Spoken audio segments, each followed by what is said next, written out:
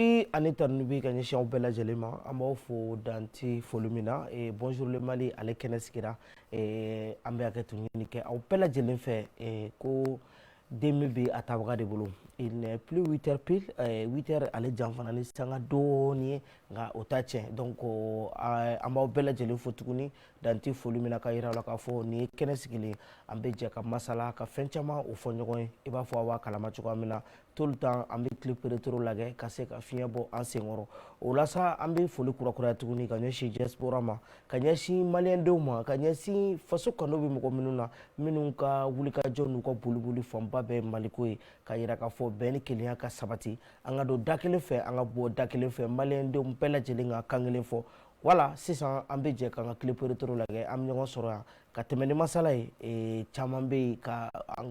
an da se olu ma a nafa ka bon kosɛbɛ an bɛ waati min na an bɛ jamanajɔ waati de la an bɛ waati min na an bɛ fasoden ɲumanya waati de la an bɛ waati min na an bɛɛ lajɛlen kan k'an tɛgɛ di ɲɔgɔn ma pour que jamana in bɛ se ka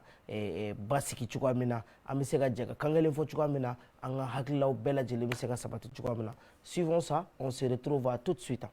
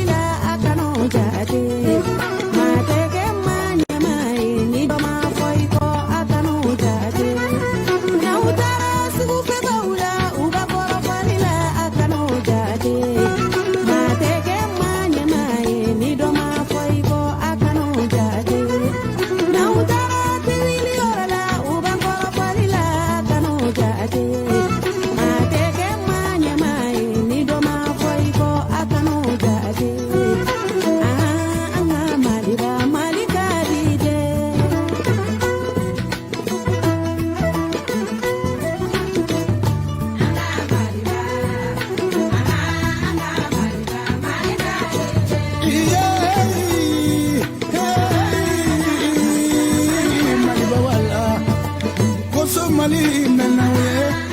anakuwa Mali nanawe Mali chafarnuwe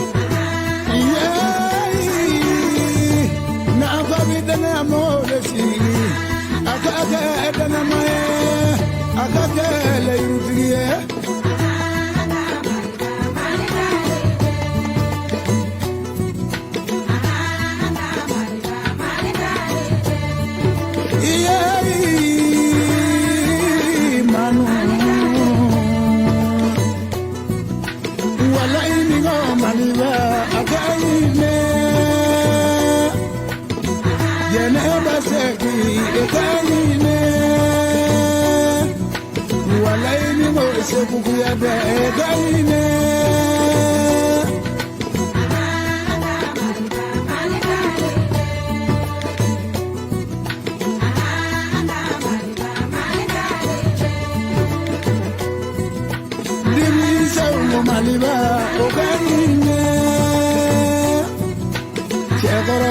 Maliba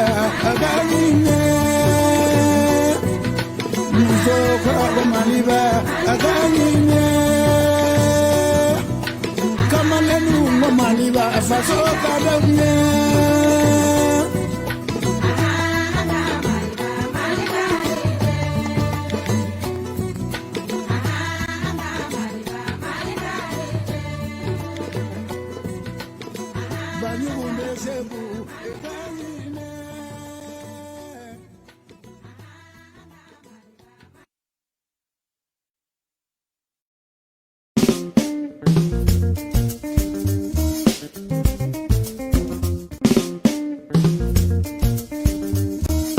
Voilà, c'était Djeneba Seck, Maliba, Anga Maliba, et Bella Jelenga Maliba, Kabini Kunu,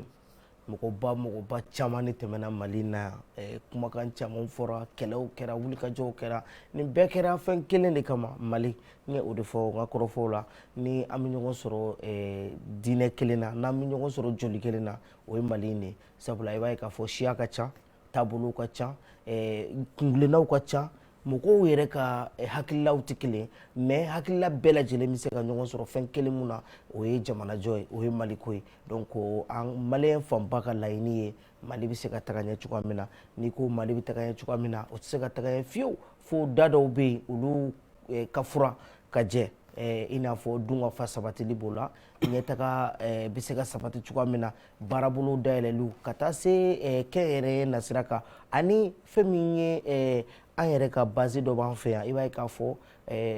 entrepreneuriat a fɔra mais sur le plan traditionnel o tun bɛ kosɛbɛ kosɛbɛ parce que siya dɔw tun bɛ olu indexelen don ni baara dɔw ye i n'a fɔ n'i ko bozow i ko mɔni n'i ye bamananw fɔ i bɛ sɛnɛ fɔ n'i ye filaw fɔ i bɛ baganw fɔ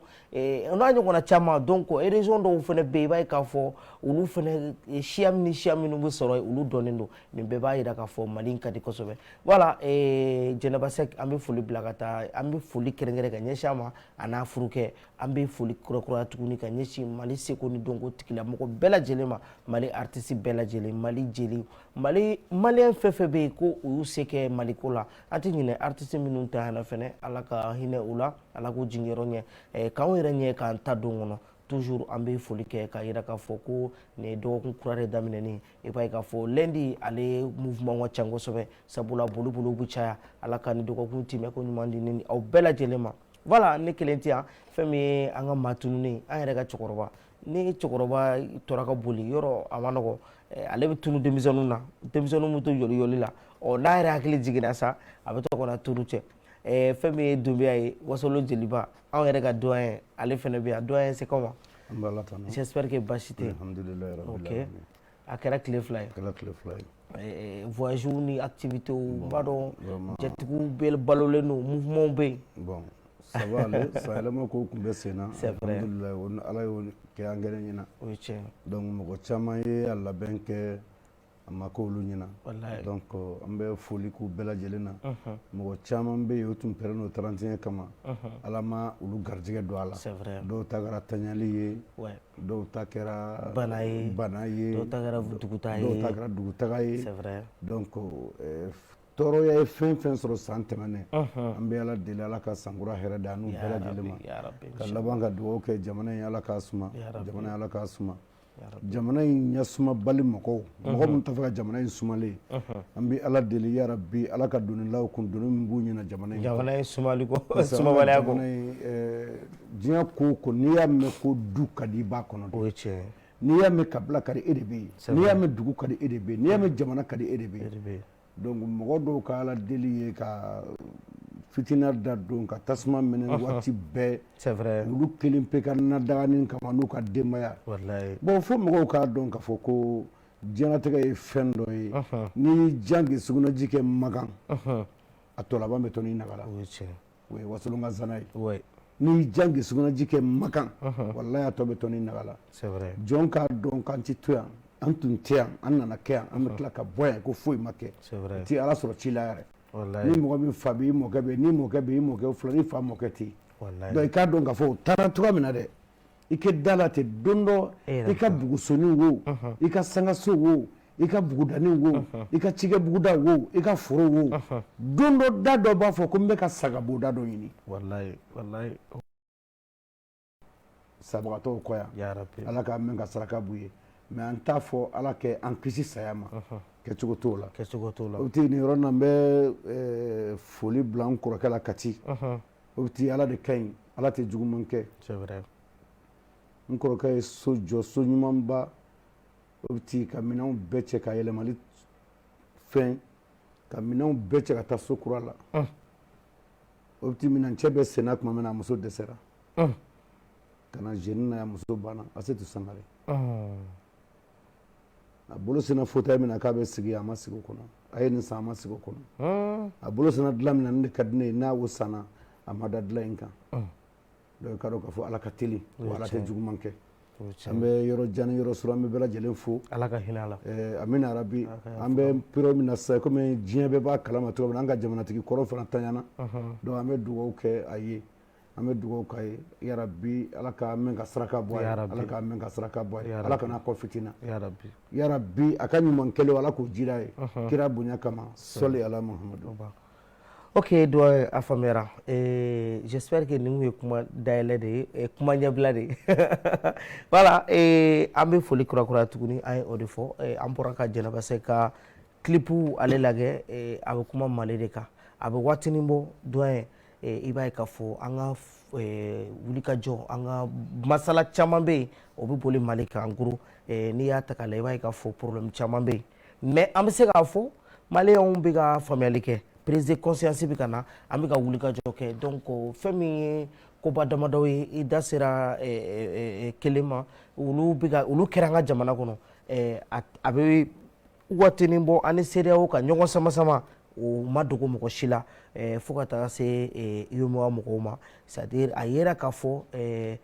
wulikajɔw bɛ ka kɛ CEDEAO yɛrɛ précisément k'a fɔ ko ɲangini Mali ka ɲangini waleyaw la maintenant an yɛrɛ y'a ye k'a fɔ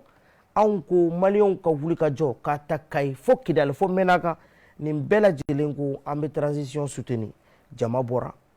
fan 14 bɛɛ lajɛlen na a kɛra juma ye juma min ni a bɛ se ka to tarikuw la parce que a kɛra jamako dan ye Bamako yɛrɛ ta kɛra kabako ye dugu tɛ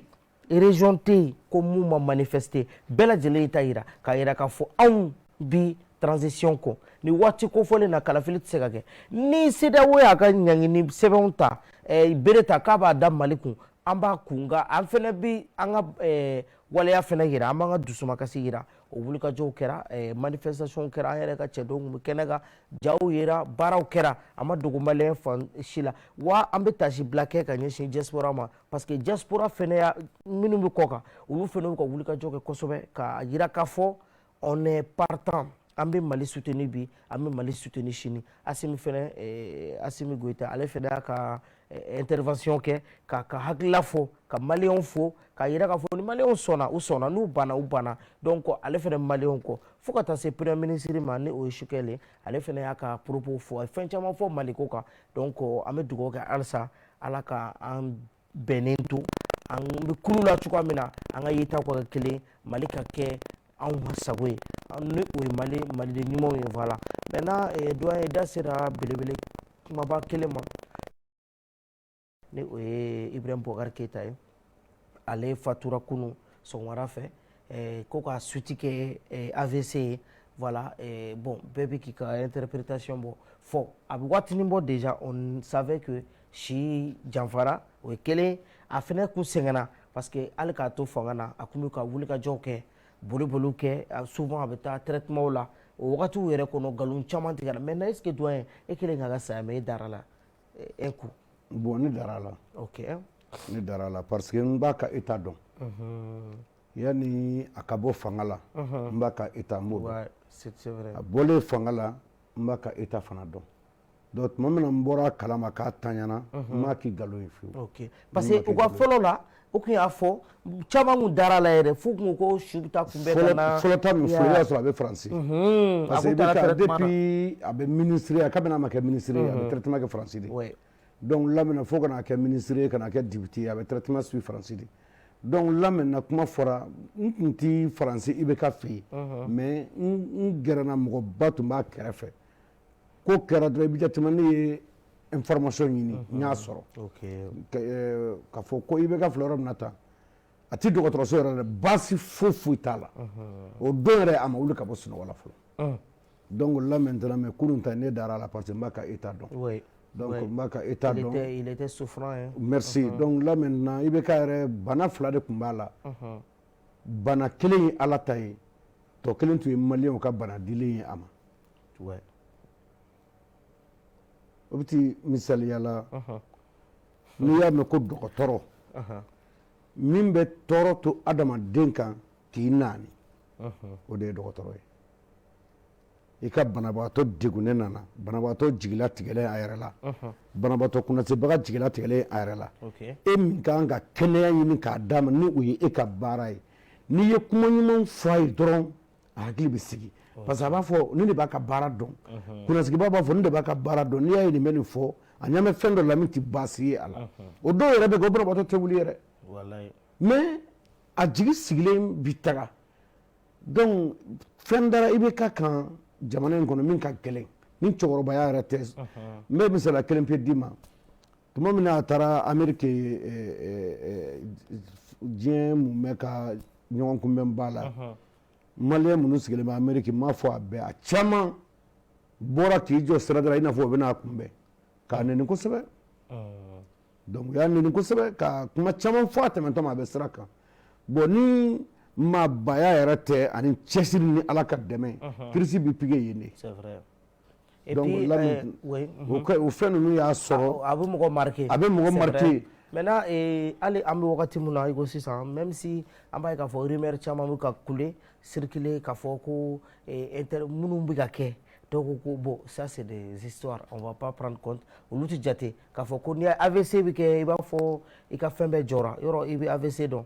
voilà généralement i b'a sɔrɔ cœur bɛ jɔ o ye joli fɛn bɛɛ bloqué a bɛ kɛ i b'a fɔ ni dɔw surprise kɛra u la dɔrɔn crise ɲɔgɔn quoi voilà mais ale fɛnɛ ni crise cardiaque ni AVC fɛnɛ u bɛ tali kɛ ɲɔgɔn na mais tɛ kelen voilà donc dɔw bɛɛ bɛ taa fɔ ko bon c'est parce que Choguel ka intervention maliyɛnw ye sortie minnu kɛ bon an k'o bɛɛ to yen maintenant an b'a ye k'a fɔ i bɛ doyen c'est vrai IBK n'a pas été toujours parfait adamaden tɛ dafa o adamaden tɛ dafa 100% erreur dɔ b'i la hali i bɛ taga sɔrɔ i bɛ kuma la e bɛ fɛ ne k'a fɔ cogoya dɔ la ne i yɛrɛ b'a a tɛ k'a fɔ a tɛ tilen i n'a fɔ e mago bɛ mun na bien e mago mun na mais i b'a sɔrɔ ne bolo o de ka ɲi donc mɔgɔw tɛ se ka ɲɔgɔn sɔrɔ o yɔrɔ la mais an b'a ye k'a fɔ burujali cayara c'est vrai banbatɔ ye ne bolo dɛ ni mɔgɔ banna dɔ ye o y'a bannen ne i y'a faamu ne ka faamuyali la ni mɔgɔ banna a banna bon i bɛ ka fatura a ma kɛ i b'a fɔ maliyɛnw balila ka mɛn de mais ne b'a la réseaux sociaux sanfɛ mɔgɔw caman bɛ ka vidéo kɛ k'a tan voilà i sara sisan i bɛ taa ala sɔrɔ ɲɛ des trucs comme ça bon moi je pense que dɔw fa de don dɔw furucɛ de don dɔw mɔkɛ don dɔw burankɛ don wa adamaden de don wa maliyɛn fɛnɛ don et puis i bɛ ka san dama mun kɛ ka Mali servir député aw tɛ député ye maire tɛ maire ye comment dire ambassadeur ministre ka taa se premier ministre ma ka na kɛ président ye ne bolo o ye Mali o ye mɔgɔ min ni histoire fɔra cogo cogo a tɔgɔ b'a la bon a tigilamɔgɔ ni fɛn dɔ bɛ yen ne fɛ o man kan a bɛ ne hakili jigin fɛn dɔ de la i n'a fɔ Kadafi ka cas parce que c'est vrai Kadafi burujara sani a ka sa a kɛra yeko fila ye en gros mais i bɛ ka taa kabi sisan ye b'a la réseaux sociaux kan je vois que mɔgɔ caman b'a la quoi c'est-à-dire ala ka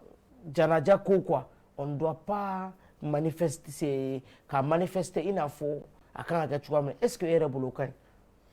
bon n'o ma kɛ ni bɛ ka suguya ma kɛ président kɔrɔ suguya kɛcogo la an y'a janfa min kan ka kɛ président suguya la président kɔrɔ salen suguya la n'o ma kɛ c'est comme maliyɛnw ye i bɛ ka janfa n delila k'a fɔ kɔrɔ ye tableau la yan o bɛ ti n y'a fɔ i yɛrɛ ɲɛna n ko adamaden banna adamaden banna n'i y'a fɔ hakilintan ye a b'a fɔ ko sira tɛ se ka tigɛ adamaden bolo komi ko mɔgɔ banna i bɛ ka mɔgɔ banna o bɛ ti adamaden banna pewu jɔn o jɔn ni saya m'i ladi i tɛ ladi tun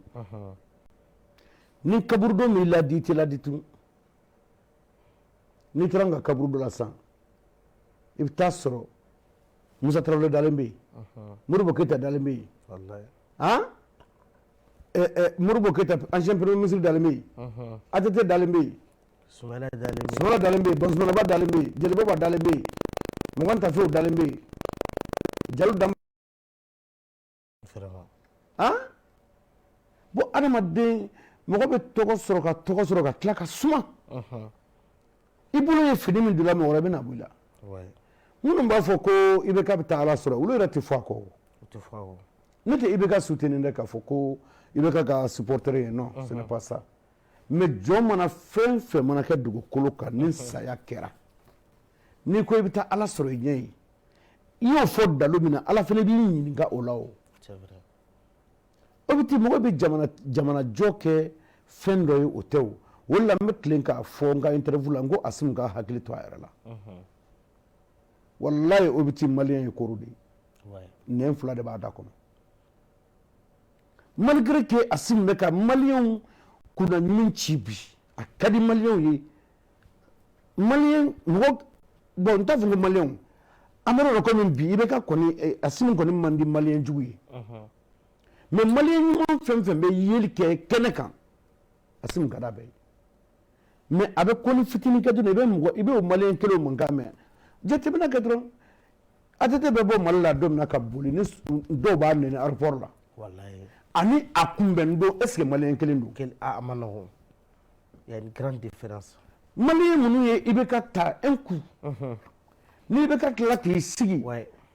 masakɛya chaise kan ko maliyɛnw a ye n ta a diyara n ye mais a ye jija ni ye n kɔfilɛ n k'aw ye ni ye n kɔfilɛ dɔrɔn ka sɔrɔ jɔlen bɛ n kɔ e bɛ kuma nin kɔrɔ dɔn wa a ye kana sɔn n ka don fili la aw ɲɛna kuma kɔrɔ fɔ et puis doyen i ka kuma pour que ka appuyer c'est à dire n'i ye ATT ka parcours ta ATT ka a renverser la wagati min na maliyɛnw dusu ma kasira ATT bɛ bɔ jamana kɔnɔ wagati o y'a sɔrɔ a ka ko man bon mɔgɔw bolo mais ATT bɛ segin ka na don min na mɔgɔw taara kunbɛn i b'a fɔ masakɛ kura wa a ka fatuli kɛra o y'a sɔrɔ maliyɛn dusukun na c'est à dire temps sɔrɔla ka digérer ka ɲinɛ a kan a ye tɔɔrɔ ko minnu kɛ mɔgɔw la mɔgɔw ɲinɛn'o kɔ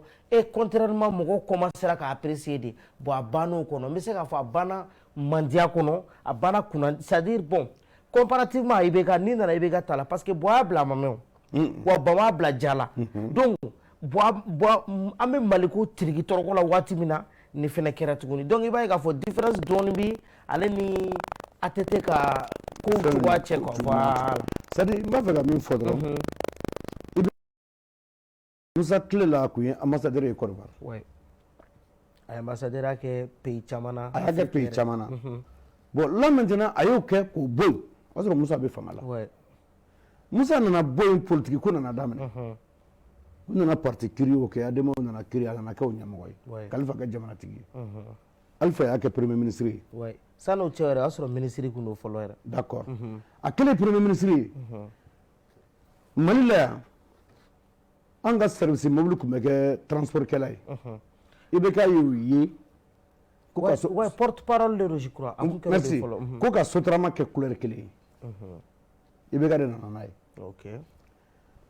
voiture personnelle bɛ kɛ taxi ye chauffeur bolo u tatɔ ci la u bɛ mɔgɔ dɔ ye sirada la k'o ta ka t'o bila ka sɔrɔ ka na patron fɛ yen ka sɔrɔ ka warimisɛn b'u kun i bɛ k'a y'o ye ko ka taxi kɛ couleur kelen ye arayida tun ti sɔn fiyewu embouteillage a ye arayida wuli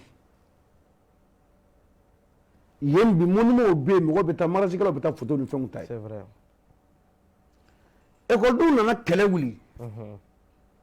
ka kɛlɛ wuli k'a jɔ ci da ci makari a ye kɛlɛ k'a ye zarawana minɛ don min na a ko maliyɛnw a ye kalan waati bɛ si bɛ ka taga n'aw ma kalan kɛ anw denw bi kalan na kɔfɛ u bɛ tila ka bɔ yen ka na aw mara mais kuma nin ye maliyɛn ye kuma nin ma tɛmɛ maliyɛn tulo kan n'aw ma kalan an denw tɛ yan dɛ a ma fɔ k'ale den na a ko k'an denw tɛ yan an denw bɛ tila ka na aw mara parce que aw bannen don kalan ma mɔgɔ dun tɛ k'i faamaba ye ka sɔrɔ i ma kalan a don kuma nin i bɛ ka di maliyɛn a bɛ ka maliyɛn ka affaire kɛ o don u ma kuma in ta ni kumajugu o y'a ta ni sɛbɛ ye bon ala nana kɛ ekɔlidenw ka gɛrɛfo bɛna nɔgɔya mɛtiriw y'a daminɛ mɛtiriw a nana ko bon ni mɛtiriw ye gɛrɛfo kɛ sisan problème tɛ yen basi foyi t'a la n'aw donna kilasi kɔnɔ don min na o don bɛ sɛbɛn n'aw tɛ kilasi kɔnɔ don min na o don bɛ sɛbɛn o nana furakɛ ala y'a latigɛ kalan continuera hali n'a sɔrɔ mali kalanko tɛ valeur ba la mais kalan continuera bon pour moi a ye ko fitinin dɔ kɛ a ye dɔ kɛ o ti a ye belebele yɛrɛ d'accord bon ne bɛ se ka fɔ k'a ye fitinin dɔ kɛ bon ni o mɔgɔ salen e min b'a fɔ k'a bɛ taa ala sɔrɔ yen a den b'i bɔ so a dɔgɔ y'i ye a den b'i bɔ aw ma ɲɔgɔn sɔrɔ foyi la fo maliko yala e yɛrɛ ye mun servi o bɛ ti n'i ye maliyɛn sigilen ye baro la jamana ko kan i bɛ bana de k'a sɔrɔ a sigilen bɛ moto min kan k'a boli n'o bɛ boli mali gidɔrɔn kan viɲɛti t'o la viɲɛti t'o la viɲɛti a b'a fɔ fasoden jugu viɲɛti 1200 e ko maire bɛ k'an ka wari dun mais e bɛ moto min kan viɲɛti t'a la i b'i ko min ka t'i jaabi vraiment ça devient trop et puis dɔw b'u yɛrɛ défend an t'a ta parce que n'a y'a ta o b'a wari dun mais jamana ka juru de bɛ e la o c'est vrai e ka viɲɛti in ta kɛ profiteli min kɛ jamana yɛrɛ la c'est à dire jamana tɛ k'o kɛ la jamana to e ka viɲɛti in ta bani carte d'identité in ta o bɛ nafanin dɔ se mali ma o carte d'identité in ta o bɛ nafanin dɔ se mali ma o i ka mobili pièce nin ta o bɛ nafanin dɔ se mali ma o de fana e jɔyɔrɔ ye mali jɔ la parce que manaji ni fɛn fɛn n'an bɛ boli a kan bɛɛ b'a wariko kalama bɛɛ b'a dɔn nafolo bɛ don sira la a nafolo bɛ bɔ min jamana impôt jamana mana juru ta hali jamana diɲɛ setigi jamanaw fɛ ka n'a kɛ jamana impôt de bɛ tila k'a sara mais ne ko k'i tɛ impôt sara don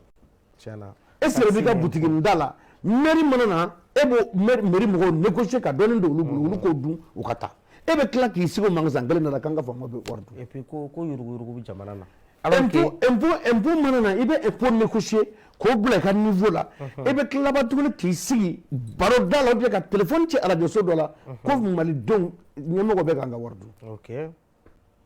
bon o kuma fɔlen ye maloyana ko ye quoi e min b'a fɔ n'i bɛ miiri n'i bɛ taa se wala n bɛ tile k'a f'i ye n ko hɔrɔnya tɔ to jamu ko ma kɛwale banna ban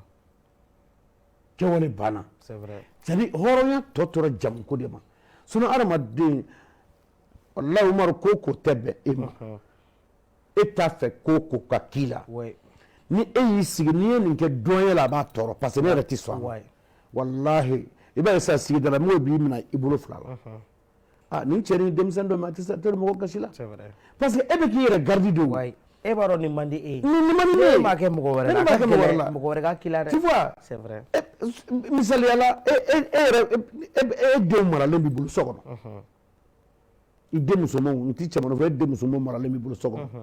ni kalanyɔrɔ tɛ o t'i bɔ i kelen bɛ k'o labɛn k'u bila i ka niveau la pour que u ka diɲɛlatigɛ bɛ se ka dilan mais ni e taw b'i bolo ten est ce que e ka kan ka taa waliden dɔ fana ta k'o jɛnɛya walahi i tɛ sɔn e man kan k'o kɛ o waleya cɛjugu dɔ ta k'a sɛgɛrɛ mais ka waleya cɛjugu e tɛ sɔn c'est vrai donc olu la wasolonkaw ko i tɛ sogojeni kalama la cɛ ye f'i k'i la layɔrɔ n'i k'i la sogojeni kalama layɔrɔ i b'a dɔn ko sogojeni kalama ye cɛ ye i b'a dɔn donc n b'a fɛ ka min fɔ dɔrɔn maliyɛnw k'a to saya ka ko dɔw ban an sera kununi ma an sera kununi ma an malidenw sera kununi ma jamana jɔ la an malidenw sera kununi ma ɲɔgɔn neni ma an malidenw sera kununi ma ɲɔgɔn buruja ma c'est vrai. An sera kununi ma ni yɛlɛna réseau fɛn fɛn ka Mali la ni hakili b'i kɛrɛfɛ a réseau ni kan yɛlɛni bɛ goya i ye kama sɔrɔ kuma minnu bɛ fɔ a kan. Kuma minnu bɛ fɔ a kan dɔw yɛrɛ t'a ɲɛnen fɛ. Ne yɛrɛ b'a la deli la dɔrɔn c'est à dire mais hali minnu bɛɛ kɛ manamana mɔgɔw bɛ yɛlɛ a kan sinon silamɛw ka réseau dɔ kiiri dɔrɔn ka wajuliw bila a kan dɔrɔn ka c'est à dire ka fɛnw kɛ an ka yɛlɛ o kan pour que o lamɛntɔ an bɛ baraji sɔrɔ sinon walahi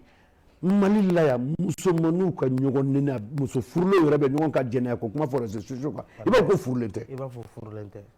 Bon fɛn min don mais o bɛ ten a bɛɛ bɛ taa munumunu k'i jɔ fɛn kelen pe. Mara. A bɛɛ bɛ t'i jɔ éducation kan. Wallahi parce que dɔw bɛ yen a tɛ se ka sɔn ko dɔ ma fiyewu. Ala hali sini Mali la yan mɔgɔ bɛ Bamakɔ yan Bamakɔ n'a ka mɔgɔ bɛ Bamakɔ yan n'olu ko n ko Ala b'a laminɛ.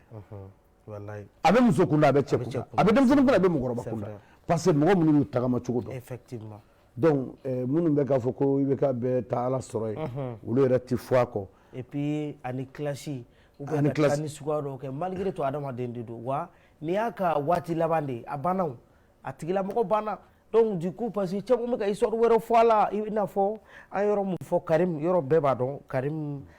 ka lahala bɛ cogoya min na a ti jamana yɛrɛ kɔnɔ bon bɛɛ bɛ k'i ta fɔ bon hali a ka nani ko la ko n'a nana a bɛ minɛ est-ce que an tɛna marche c'est-à-dire i b'a ye k'a fɔ hinɛ min bɛ mɔgɔw dusukun na cadre kɔnɔ non ni occasion y'a fa ka na n'a nana a fa ka sukoya la a bɛ minɛ ou bien an ka marche c'est-à-dire bɛɛ bɛ k'i ta fɔ bon c'est vrai jamana sariyaw bɛ yen mais doyen ne bolo ŋaniya suguya dɔw bɛ yen mɔgɔw man k'o ta k'a fɔ k'an bɛ ɲɔgɔn sɛgɛrɛ malgré tout an bɛɛ ye maliyɛn de ye ala an bɛ k'o Karim mun fɔ ne tɛ se ka Karim juger parce que n tɛ se ka n tɛgɛ da kisɛ kan kisɛli ninnu mun ye mais malgré tout ne bɛ fɛ k'a fɔ an bɛɛ bɛ ɲɔgɔn sɔrɔ fɛn kelen na doyen o ye maliyɛn de ni anw ka problème bɛ yen jamana wɛrɛw ni an ni ɲɔgɔn cɛ mɔgɔw ɲama dalen don an fɛ wa i b'a ye k'a fɔ ɲɛ wɛrɛw b'an na nin waati ninnu bɛɛ tɛmɛna an bɛ ka wulikajɔ fɛn fɛn kɛ a bɛ ka maliyɛn bɛɛ bɛ k'a faamu bon o fɛnɛ tɛmɛnen kɔfɛ hali Bube ka wulikajɔ kɛra kɔsani na Bube a yera k'a fɔ k'a degunnen don a bɛ taa mun na ko c'est pas vraiment parce que an y'a ye doyen nin waati laban ninnu na an ka jamana ɲɛmɔgɔ kɔrɔ caman bɛ ka taa yan minnu ye poste baw occupé président n'a ɲɔgɔnna caman an da sera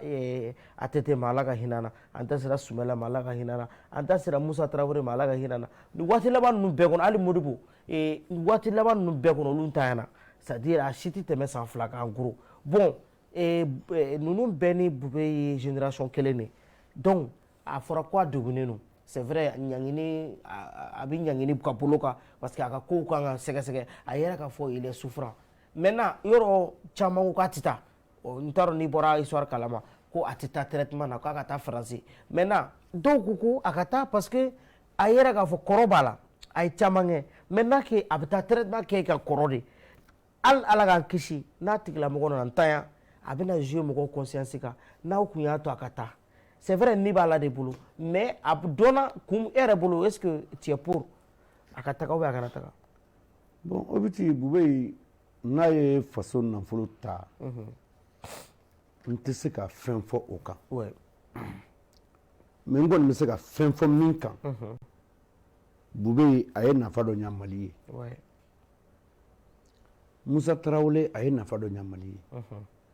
maliyɛnw m'a dɔn ko ATT ka bon f'a salen wallahi sani a ka sa yɛrɛ ayi a salen télévision ye waati kunkurun kɛ IBK ka parcours kan ATT ka parcours kan diɲɛ jamanabaw la u y'a dɔn k'a fɔ Amadu Tumani tun ye fɛn min ye ne kelen tɛ maliyɛn ye mais n bɛ n yɛrɛ sɔrɔ maliyɛnya kɔnɔ mais maliyɛn min bɛ yen ko i bɛ ATT ka saya fɔr'i ye k'a ma ko dɔ k'i la mɔgɔ m'a fɔ n ɲɛna fɔlɔ mais an ye gitɔrɔn fa yan k'a fana ba neni k'a gɛn o tun ye o don dɔɔnin ye o de kama n ko n ka kuma kɔnɔ k'an sera kununi ma waati bɛ yɛlɛma Karim ka ka n ti fɛn dɔn a la mais Karim dogonen tɛ o minnu b'a fɔ ko n'a nana k'a bɛ minɛ olu t'a yɔrɔ dɔn mais jamana ɲɛmɔgɔ b'a dɔn Karim bɛ jamana min kan o b'a dɔn a bɛ se yɔrɔ min na wa sariya bɛɛ bɛ yen i ka jamana kɔnɔ den mana ko lankolon kɛ ka jamana janfa ka boli sariya sen bɛ yen minnu bɛ tagama ka taa minɛ o jamana kɔnɔ mɔgɔw b'a minɛ k'a d'i ma o sariyaw bɛ yen n b'o dɔn parce que n b'a kalama jamanaden dɔw delila ka boli ka taa yɔrɔ wɛrɛ u y'o sariya tɛmɛn'o sariya senw fɛ o jamana kɔnɔ mɔgɔw y'a minɛ k'a di a fasolamɔgɔw ma k'a ɲangi dɔw yɛrɛ ka ɲangini kɛra an b'a minɛ mais a bɛ kaso kɛ anw de fɛ yan mais dɔw yɛrɛ b'a minɛ k'a di a bɛ n'a faso la a bɛ na ɲangi n'a ka kiri kɛra n'a yɛrɛ k'a nɔ bɛ ko la ani ɲangini kɔngɔ bɛ d'a kan o bɛ d'a kan ok karimu ka kan Umaru n bɛna kuma dɔ f'i ye maliyɛnya tɔ kɛra yeko de ye ok yeko ala ye nin kɛ karisa ye ne ni ala de bɛ kɛlɛ n'o tɛ ala ye nin kɛ karisa ye fo que a k'a kɛ n fana ye munna vraiment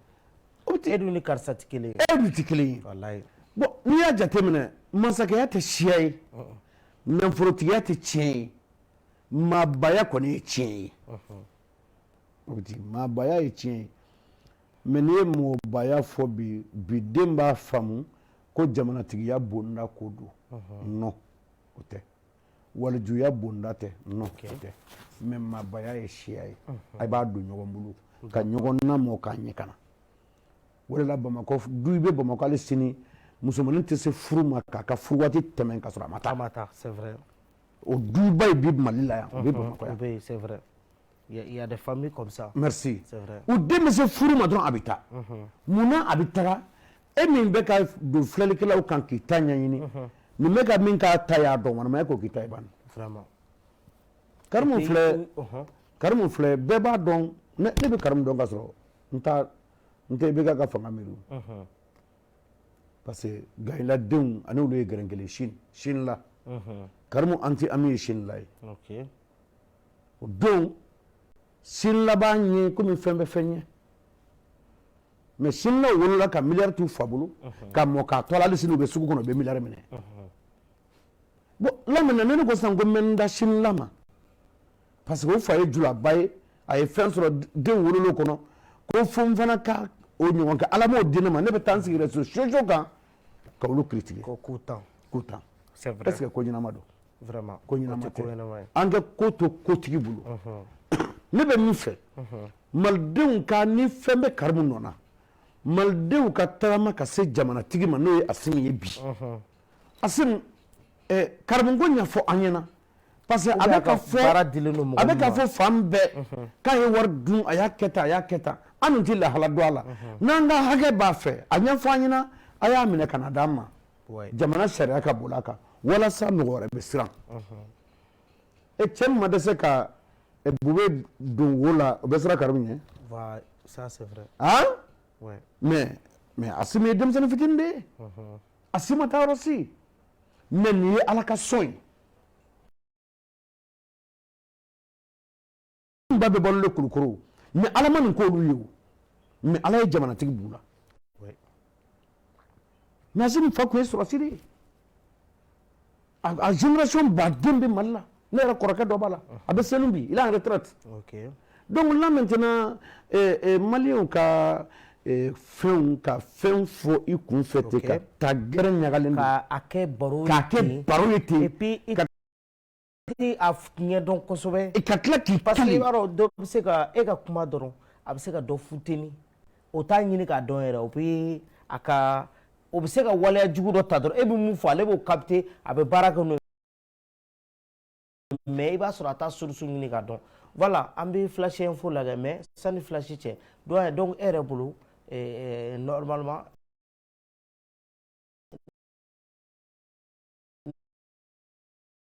ni s'il est souffrant parce que a lasagolen don an bɛ se k'a fɔ Bube ti kɛnɛ kan parce que Bube bɛ fanga ka bolo kan maintenant laɲini de kɛra k'a fɔ ko a degunnen don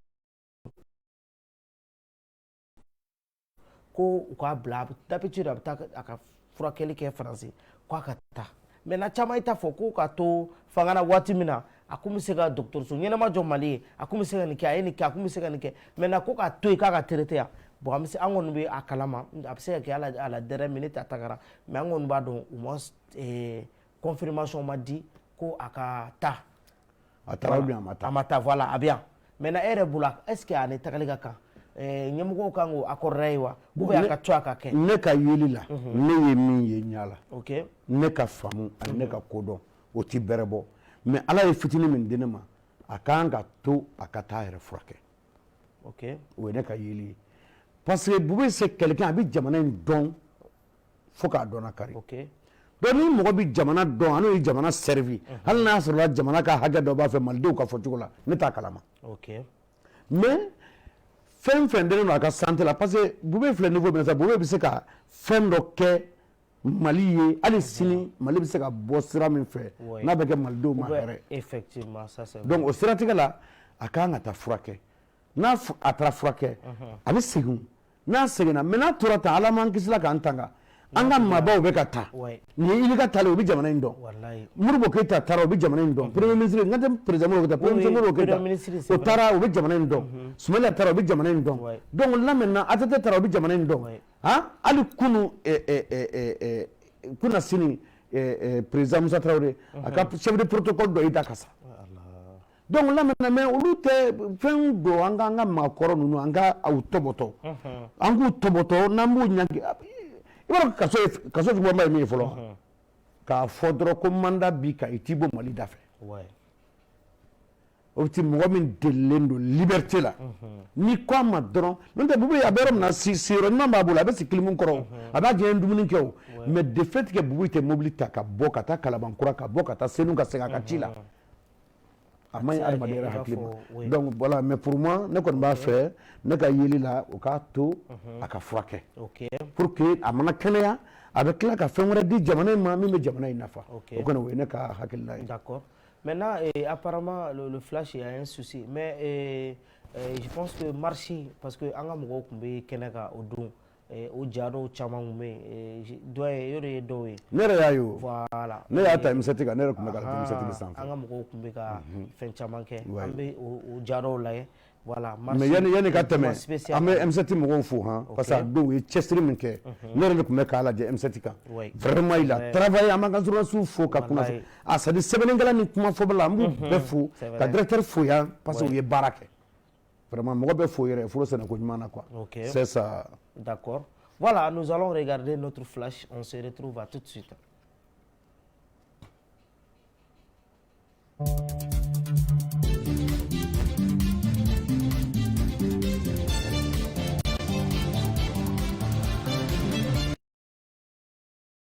Ma hakili junu cɛlanninw bɛɛ kɔni a jira k'a fɔ ko embargo min ni a sigilen filɛ an ka jamana kunna ko nin dɔ bɔra an ka jamana faba ni o ye Bamako ye u ka laɲiniw na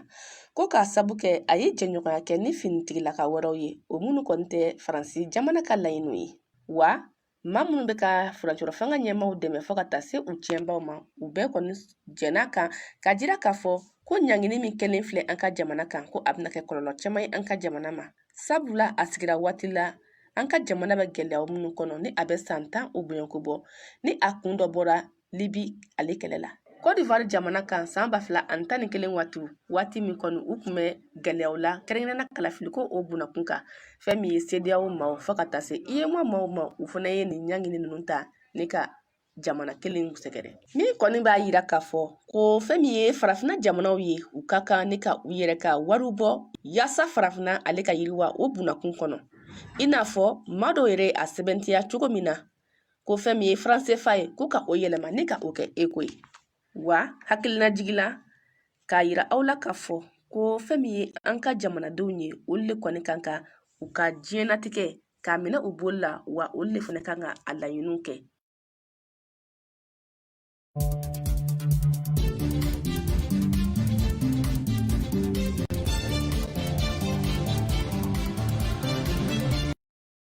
Ne bolo boli min kɛra kunu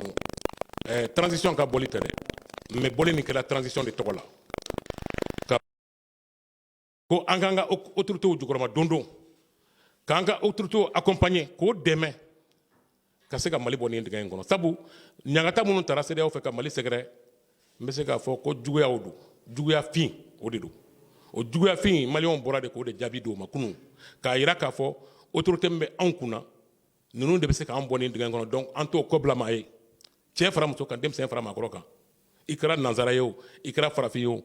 peuple y'a yira kunun k'a fɔ ko o tɛ autorité ninnu kɔ bila mɔgɔ si ye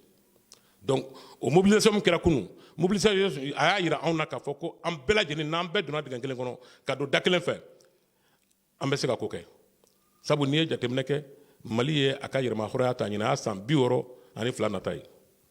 bien que fila ye ma dafa kosɛbɛ mais an b'a san 62 de kɔnɔna na bon français ye anw mara san 75 k'o ye indépendance di an ma o san 62 ye nin ye o fara ɲɔgɔn kan san 100 ni san 37 hali san bɛ français ka jɔnya kɔnɔ o jɔnya kelen in pour que français k'a ka jɔnya boli anw kan o ye gɛlɛya ta ka anw sɛgɛrɛ n'o ye rébellion ye ka n'o laban ni djihadisme ye parce que m'o yɔrɔ fɔ tubabukan na kun min na a n'a kɔrɔ bɛ ɲɔgɔn na ka n'o laban ni djihadisme ye o djihadisme nin olu yɛrɛ nana to olu bɛ k'o armée ka bila Mali contre la donc aw nana k'aw bɛna anw dɛmɛ k'olu kɛlɛ o kɛlɛ fana kɔnɔna na aw tɛ k'o kɛ o kɛcogo la fo an k'o fɔ ɲɔgɔn ɲɛna dɛ n'i y'a jateminɛ 2013 kana bila 2022 la san joli don an bɛ ka taa san 9 fɛ dɛ mais olu ma se ka foyi b'o la ni dɔ tɛ ka fara kan dɔ tɛ ka bɔ a la civiliw bɛ ka sa sɔrɔsiw bɛ ka sa duguw bɛ ka jɛni u bɛ ka ci halisa aw bɛ tila k'aw jɔ ko fo anw ka aw ka laɲinita kɛ o tɛ se ka kɛ o donc an bɛ waati min na i ko sisan ne bɛ welekan de bila an ka autorité transitoire ma jamana ɲɛmaa n'o ye colonel Assimi Goïta ye premier ministre n'o ye docteur Sogɛl Kokala Mayiga ye Sogɛl Kokala Mayiga ani a ka président n'o ye Mali bɛɛ lajɛlen président ye o ka teliya la o ka sɛbɛnfura bɔ sɛbɛnfura min bɛ baara kɛtaw sɛbɛndiya k'o waatiw sɛbɛndiya mɔgɔw ye bɛɛ lajɛlen k'o faamu n'o ye chronogramme ye n'o kɛra sisan an bɛ taa ni baara ye cogo min na an b'a dɔn a bɛ se ka kɛ san 2 kɔnɔ a bɛ se ka kɛ san 3 kɔnɔ a bɛ se ka kɛ hali san 5 yɛrɛ kɔnɔ parce que laɲini min taara ka se CEDEAO ma n'a fɔra ko kalo 6 ka taa bila san 5 la a to comme ni wajibi don an ko fo a ka kɛ san 5 ye o mais an bɛ waati de nɔ waati min bɛ se ka kɛ sababu ye anw bɛ se ka an ka baaraw kɛ cogo ɲuman n'i ye jateminɛ kɛ Mali transition filɛ nin ye transition in nana ka Mali sauver de ninnu nana ka Mali bɔ dingɛ de kɔnɔ président ye kalafili gagné k'a fɔ ko a kɛra jamanakuntigi ye n'a wulila k'a b'a fɛ ka jamana yirisunba jɔsen yirisunba n'o ye constitution ye k'o bayɛlɛma a bɛ bin i y'a ye ATT binna o kɔnɔna na Alpha binna o kɔnɔna na IBK yɛrɛ binna o kɔnɔna na a bɛɛ lajɛlen b'a kɔnɔ parce que opposition bɛ mun ye o kɔnɔna na u b'a fɔ k'a bɛ ka 3e mandat ɲini ou bien a bɛ ka constitution yɛlɛma a yɛrɛ ka taabolow kan a ka nafa kan donc fo de ka ban jamana in kɔnɔ ni ninnu bɔra yen maa min bɛ na nin kɔfɛ o tigi ka président kɛ a kɛko ɲuman ka taa laban k'a sɔrɔ a ma kɛ ni baasi y'a ma.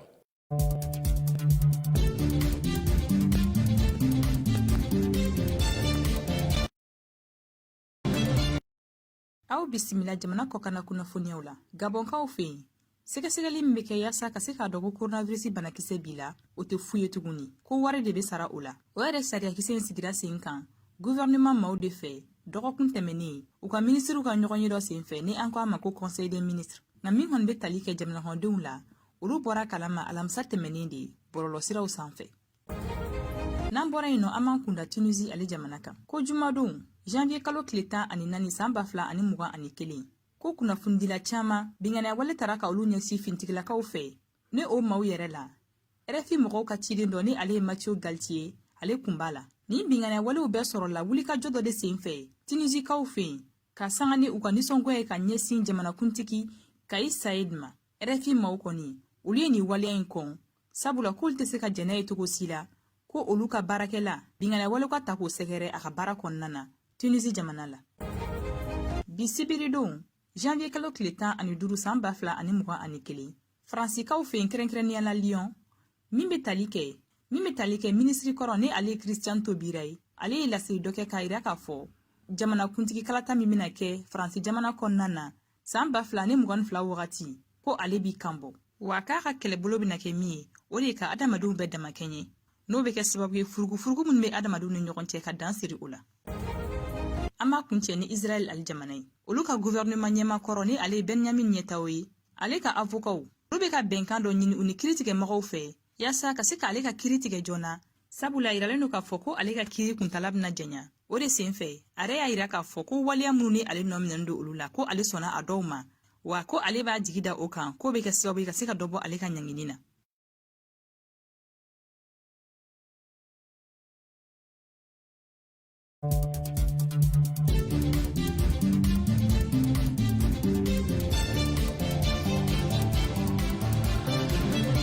lasigiden min bɛ diɲɛ tɔnba kɔnɔna la n'o sigilen don farafina tilebiyanfanw olu ko jateminɛli ma ale ye lase dɔ kɛ min kɔnɔna na a y'a yira k'a fɔ fɛn min ye lakanabaliya a ɲɔ bɛ ka ɲa kɛrɛnkɛrɛnnenya la farafina jaduguw la Mahamad Saleh Anadif a y'a yira k'a fɔ fɛn min bɛ tali kɛ farafina tilebiyanfanw na fo ka taa se a kɔrɔnyanfanw ma bamanciya walew olu ɲɔ bɛ ka ɲɛ ye wa bamanci kulu olu bɛ ka sinsin diɲɛ don o don o waleya ninnu kɛra sababu ye fɛn min ye jaabi minnu sɔrɔla n'o bɛ tali kɛ lakana ale sabatili kan olu caman ka olu kɛ fu ye a y'a yira k'a fɔ fɛnɛ fɛn min ye lakana nin yɔrɔ kofɔlen in na a ka gɛlɛn kosɛbɛ wa a tɛ ɲa fo bolodi ɲɔgɔnma o ka caya fɛn min ye diɲɛ jamanaw ni ɲɔgɔn cɛ walasa yɔrɔ min bɛ yen nɔ n'a bɛ wele Liptako Gourma n'o bɛ Mali ani Burukina fo ka taa se Niger ni ɲɔgɔn cɛ bamanciya wale kɛbaga minnu dagalen bɛ yen ni ka se ka olu wuli ni kunnafoni ninnu na sera tɛnɛn tɛmɛlen a yirala k'a fɔ fɛnɛ nin bɛ tali kɛ jateminɛw la minnu kɛra ka daminɛ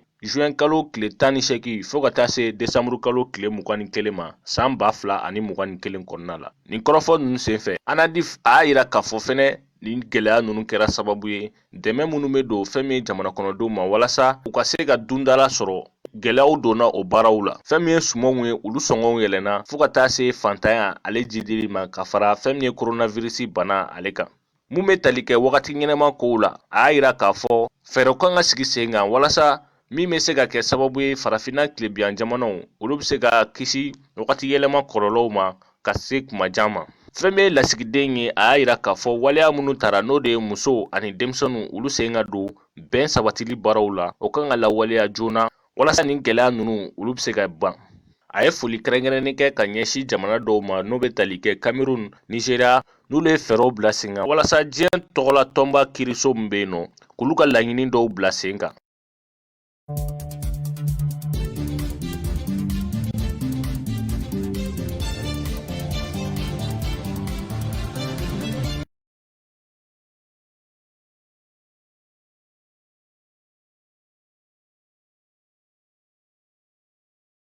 aw bisimila an ka bi marabolo kɔnɔ kibaruw la an bɛ taa Sikaso mara la kɛrɛnkɛrɛnnenya la Kajolo ale sɛrikili la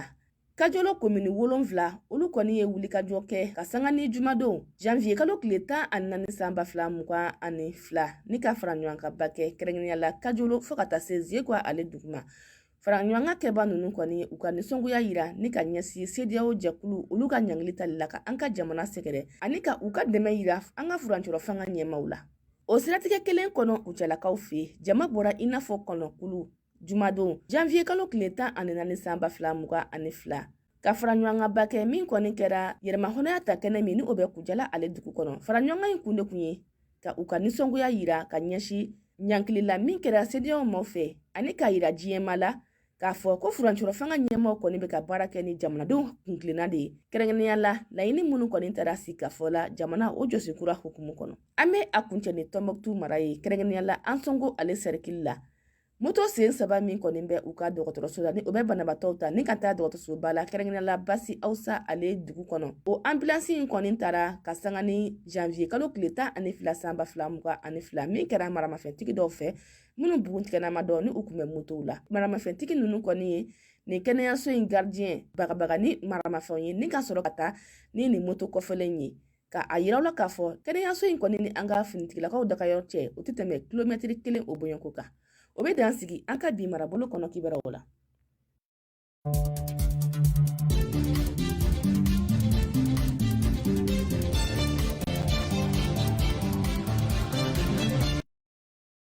Flash info ne hakili aw ye faamuyali sɔrɔ bamanankan yɛrɛ nasira kan ka kunnafoni di an taara yɔrɔ caman na an ka cɛ don an b'u bɛɛ lajɛlen fo an ka joueurs les journalistes reporters d'images tout le monde est journaliste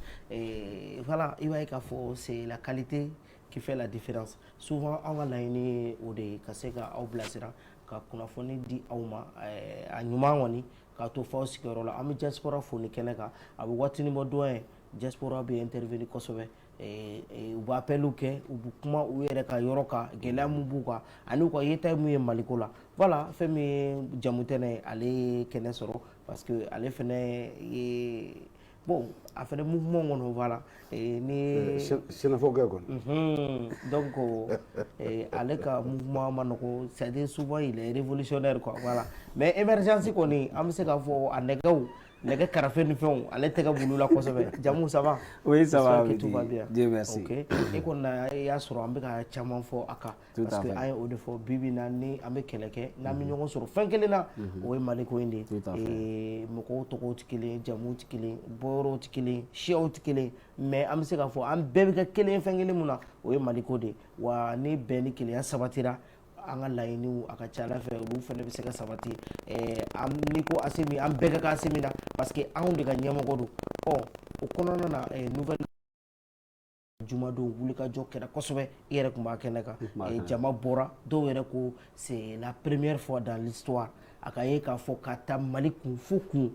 c'est-à-dire région tɛ yen mɔgɔw ma manifester yɔrɔ min na hali yɔrɔ minnu tɛ région ye mɔgɔw bɔra la cercle ni communes bɛɛ ka fasoden ɲuman yira à travers ça les images ont parlé en même temps Asimi fana ka intervention kɛra a y'a ka nisɔndiya yira ka ɲɛsin maliyɛnw ma fo ka taa se premier ministre ma ne y'o ye choqué mais an bɛ se k'a fɔ juma tɛmɛnen kɔfɛ juste hier sɔgɔmada fɛ nouvelle tombera k'a fɔ an ka jamanakuntigi kɔrɔ ni o ye Ibrahim Boubacar Keita ye ale ye miniji dɔgɔyara an bɛ dugawu kɛ toujours Ala ka hinɛ a la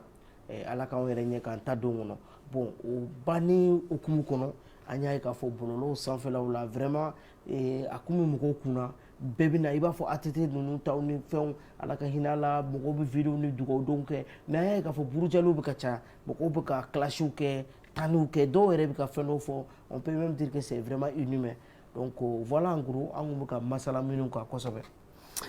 Ok, Obidi o diyara n ye an bɛ a daminɛ saya ta la fɔlɔ o ye foroba ye jamanakuntigi kɔrɔ n'o ye Ibrahim Boubacar Keita ye vraiment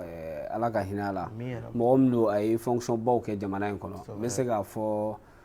n'a bɔra damadama na fɛn o fɛn bɛ yen ko politique mɔgɔw b'a occupé ale y'o bɛɛ occupé a kɛra ambassadeur ye a kɛra directeur ye a kɛra premier ministre ye fo ka na kɛ président ye o min ye laban ye donc vraiment waati dɔ kɛra la 94 hakili la Alpha Sigi waati a gana kosɛbɛ wele bilala cɛ min ma a ka na a ka rigueur n'a ka fariya n'a ka kankeretigiya kosɔn o ko IBK de ye adamaden ka fɛn bɛɛ tɛ se ka ɲɛ a bolo o ye ɲɛnamaya taabolo ye ni kɔrɔ fana bɛ na dɛsɛ bɛ na sinon IBK kun ye cɛ min ye vraiment bɛɛ b'a dɔn Mali in kɔnɔ yan mɔgɔw ka kow cogoya tɛ kelen ye o bɛ faamuya mais ne hakili la saya kan ka fɛn bɛɛ ban ko mana kɛ ni mɔgɔ cɛ cogo o cogo a mana gɛlɛya cogo o cogo n'i y'a tatɔ ye kaburudonna walahi n'i kɛra mɔgɔ sugu o sugu i bɛ nimisa parce que se foyi t'a ye bilen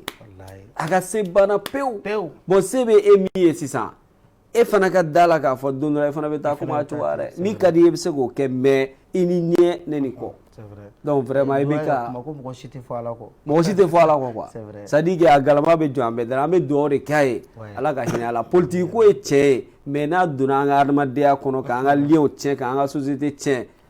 Mali tɛ jamana ye dɛ an k'an yɛrɛ tanga o ma n'i y'a ye guerrew bɛna don an ni ɲɔgɔn cɛ ko guerre civile ko kuma bɛ fɔ Mali la o ye an banna ɲɔgɔn na de dusukun banna ɲɔgɔn na niw jara sinon an ka jamana t'o jamana ye donc o page an b'o datugu i ye marche ko min fɔ jamana jɔli bɛ i n'a fɔ Kayi taga ni mɔgɔw bɛ taa Kayi dɔw bɛ taa nɛgɛso la dɔw bɛ taa sen na dɔw bɛ taa avion na dɔw bɛ taa car la dɔw bɛ taa personnel la bɛɛ n'i ka sira don dɔw bɛ bɔ Kɛɲɛba fɛ dɔw bɛ bɔ Kolokani fɛ mais bɛɛ bɛ taa ɲɔgɔn sɔrɔ Kayi bɛɛ bɛ t'i ka moyen kɔnɔ bɛɛ bɛ t'i ka moyen kɔnɔ voilà donc bɛɛ n'i hakilina de don jamana jɔ la bɛɛ n'i ka fɛn de don mais bɛɛ n'i ka tɛmɛsira don mais a bɛɛ bɛ taa ɲɔgɔn sɔrɔ min na o ye jamana kelen de ye donc mɔgɔ caman t'o de faamuya donc an bɔra an taara parce que jamana ɲɛmɔgɔ ye wele bila jama ma donc an taara wele jaabi en même temps an taara kunnafoni ɲiniw fana na mais an ye min ye kɛnɛ kan o bɛ lakali bɔ ko nan duman bɛɛ ju ye nan duman bɛɛ bɛ daminɛ ni ji de mais min b'u bɔ ɲɔgɔn na o ye kɛfɛnw de ye donc min ye marche ni marche tɔw bɔ ɲɔgɔn na o ye jamana ɲɛmɔgɔ de ka welekan don politique mɔgɔ ka welekan tɛ parti dɔ ka welekan tɛ mais jamana ɲɛmɔgɔ donc ça concerne tous les pays c'est pourquoi la mobilisation a été à la hauteur e y'a faamuya donc o ye kelen ye filanan ye min ye jama min bɔra mɔgɔw bɔkun ka ca dɔw bɛ yen nɔ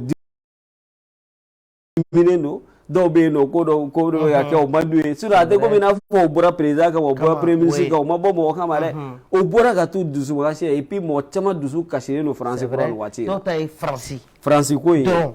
ta ye CEDEAO dɔrɔn dɔw ta ye Asimi an bɛ na ko la n b'i ka ko la CEDEAO to yen CEDEAO ye faransi ka ciden de ye non ayi bɛ pour préciser parce que i b'a dɔn n'i ko CEDEAO mɔgɔw tɛ français o la direct parce que kɛlɛba bɛ kɛ fila ye e bɛ ka yɔrɔ min fɔ a bɛ komi dibi la sisan français bɛ CEDEAO kɔrɔ mais anw bi n'i ye CEDEAO fɔ i bɛ tête minnu ye i tɛ Macron ye précisément mais n'i ye non pardon France tɛ dibi la dɛ ouais ayi non Macron il a été clair ko ni CEDEAO ye sanction min ta Mali kan k'olu b'a soutenir non ça j'ai compris oui olu de bɛ k'a appuyer oui il était clair ayi ne bɛ fɛ ka fɔ par exemple ni Macron ta précisément bɛɛ b'a dɔn Macron il y avait une histoire il y avait juste un moment il voulait venir a kun bɛ fɛ ka na Mali la mais yɔrɔ a ko fɛn na mais France président yɛrɛ y'a fɔ a ka kuma dɔ kɔnɔ ko transition mɔgɔ n'u ye min kɛ dans un mois ko hali régime tɛmɛnen b'o kɛ dans 7 mois e m'o mɛn yan o kun ye fɛn minnu ye donc yɛlɛma de donna kow la quoi mais k'a fɔ ko France ye CEDEAO ye c'est à dire que an tɛ se k'o certifier quoi on ne peut pas dire ça mais ne kɔni bɛ min fɔ maliyɛnw ye toute grande nation ni problème nana i ka jamana kɔnɔ i bɛ solution de ɲini i ka problème na kɔfɛ i bɛ responsabilité situer mais n'i y'i sigi k'a kɛ jalaki ni fɛnw ye i ka problème bɛ persister ka taa a bɛ juguya ka taa i bɛ solution de mais maliyɛn minnu bɛ t'u sigi ka CEDEAO nɛni ka président nɛni an ka dɔn k'a fɔ o t'a danbe ye o t'a kɛcogo ye i tɛ jamana si président nɛni a kɛrɛfɛ n'a ma dimi maliyɛnw bɛ Côte d'Ivoire dɛ plus de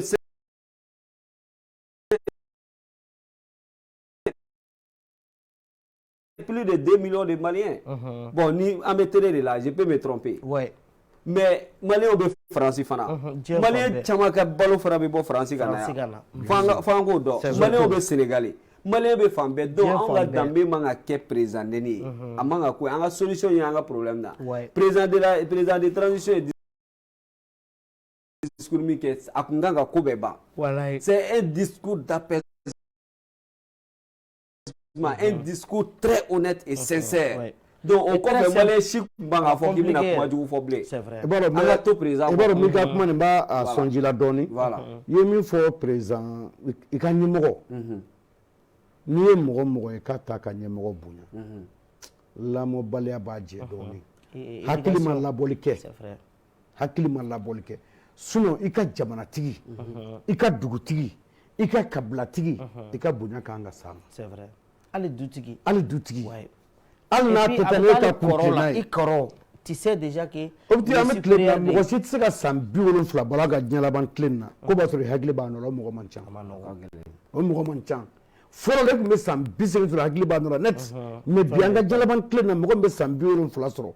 Jango mo be sigi jamana tiga shejika. Ni deme baga nyuma yara yara te. Ba so hagli ti. Mais anga fam dron anga nyemoko bunya wera we dina kala yin do e folo no islamia dina parce que jamu yorom fo déjà que jamana nyemoko ibika yoro wera ta dogoya yoro wera jamana nyemoko dogoya o be ka feno fo a misali bina atigila moko ni asu ba soro a yereta aba dogoya parce que ali ye hinem fo c'est un peu ça anda sera ibe ka côté ma parce que ni ay ga fo sentimenté a dogoyara bon dogoyali donna la parce que nye misali ta atete ka wakati aya ge ango fo anga foti mais atara abena wati mina il était même réclamé moko ya kumbe ni sojaye mais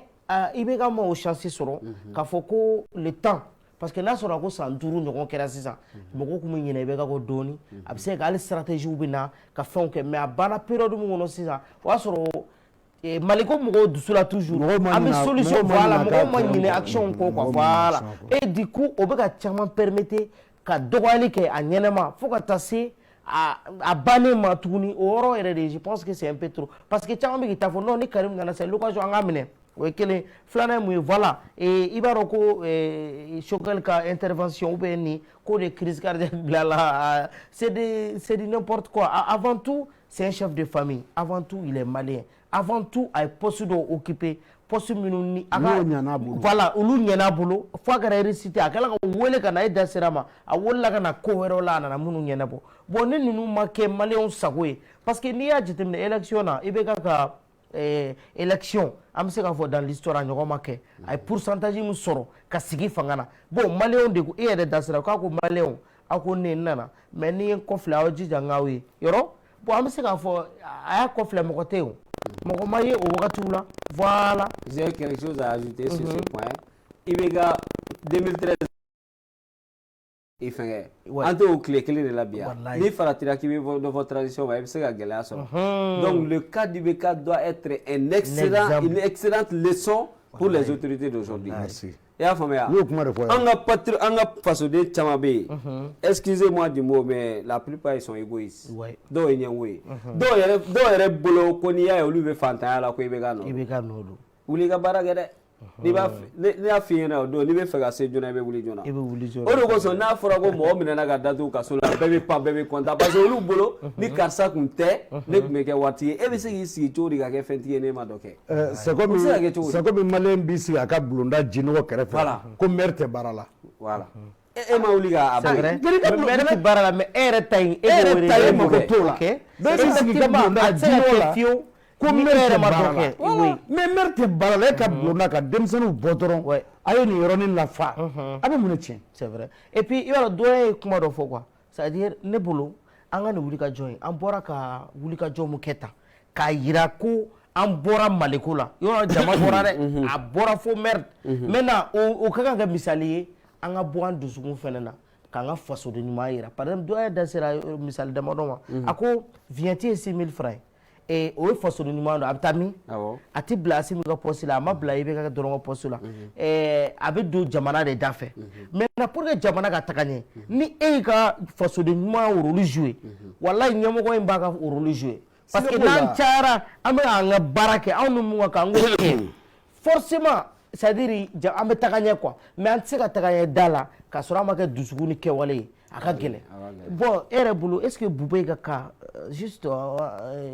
parce que il y avait un moment tension bɛ yen ko a ka taa traitement la parce que an ɲɛ b'a la an ka mɔgɔ ninnu caman bɛ k'an ta yan nin waati laban ninnu kɔnɔ maintenant a fɔra a ka taa parce que Bouba ye denkɛ bana est ce que a bɛ tɛmɛ san kelen kan voilà n'a cayara san kelen voilà juste ça parce que au fɛnɛ apparemment chaque année a kun bɛ ka traitement la et tout et maintenant lui il est dans le besoin a ka famille y'o de souligner mais caman o kuma in bɛ caman tɔɔrɔ ko a tɛ taa a bɛɛ kɛ yan parce que n'a sɔrɔla a kun ka fɛn ɲɛna sisan kun b'a sɔrɔ a ye dɔgɔtɔrɔso jɔ yan bon o kɛra mais a bɛ période min kɔnɔ est ce que tu es pour ou contre a ka taa o la.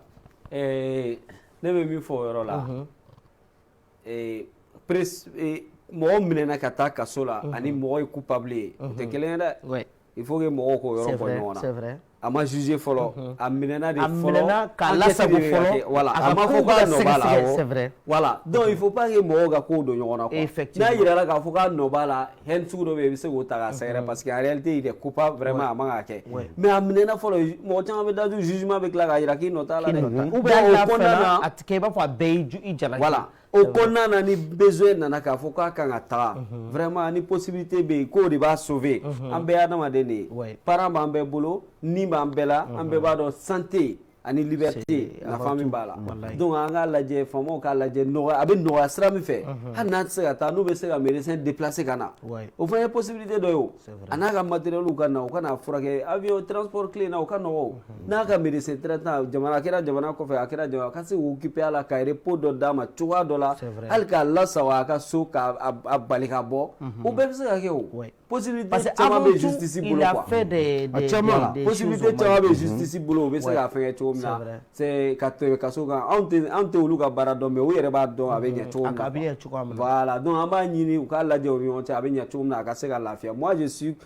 fɛn o fɛn bɛ adamadenya sabati je suis contre ça sous aucun prétexte voilà parce que o fɛn filɛ ça compte beaucoup mais n'i y'a fɔ dɔw ye bi u bɛ wuli ka bɔ i kɔrɔ u b'a yir'i la k'a fɔ c'est à dire nin kɔni non an y'a to a ka sa c'est à dire n bɛ fɛ k'a fɔ maliyɛn ni min na quoi. a y'a to a ka sa e yɛrɛ tɛ to yen o. i b'a dɔn problème min ye don dɔ an bɛ juma la an ka alimami bɛ k'a fɔ ko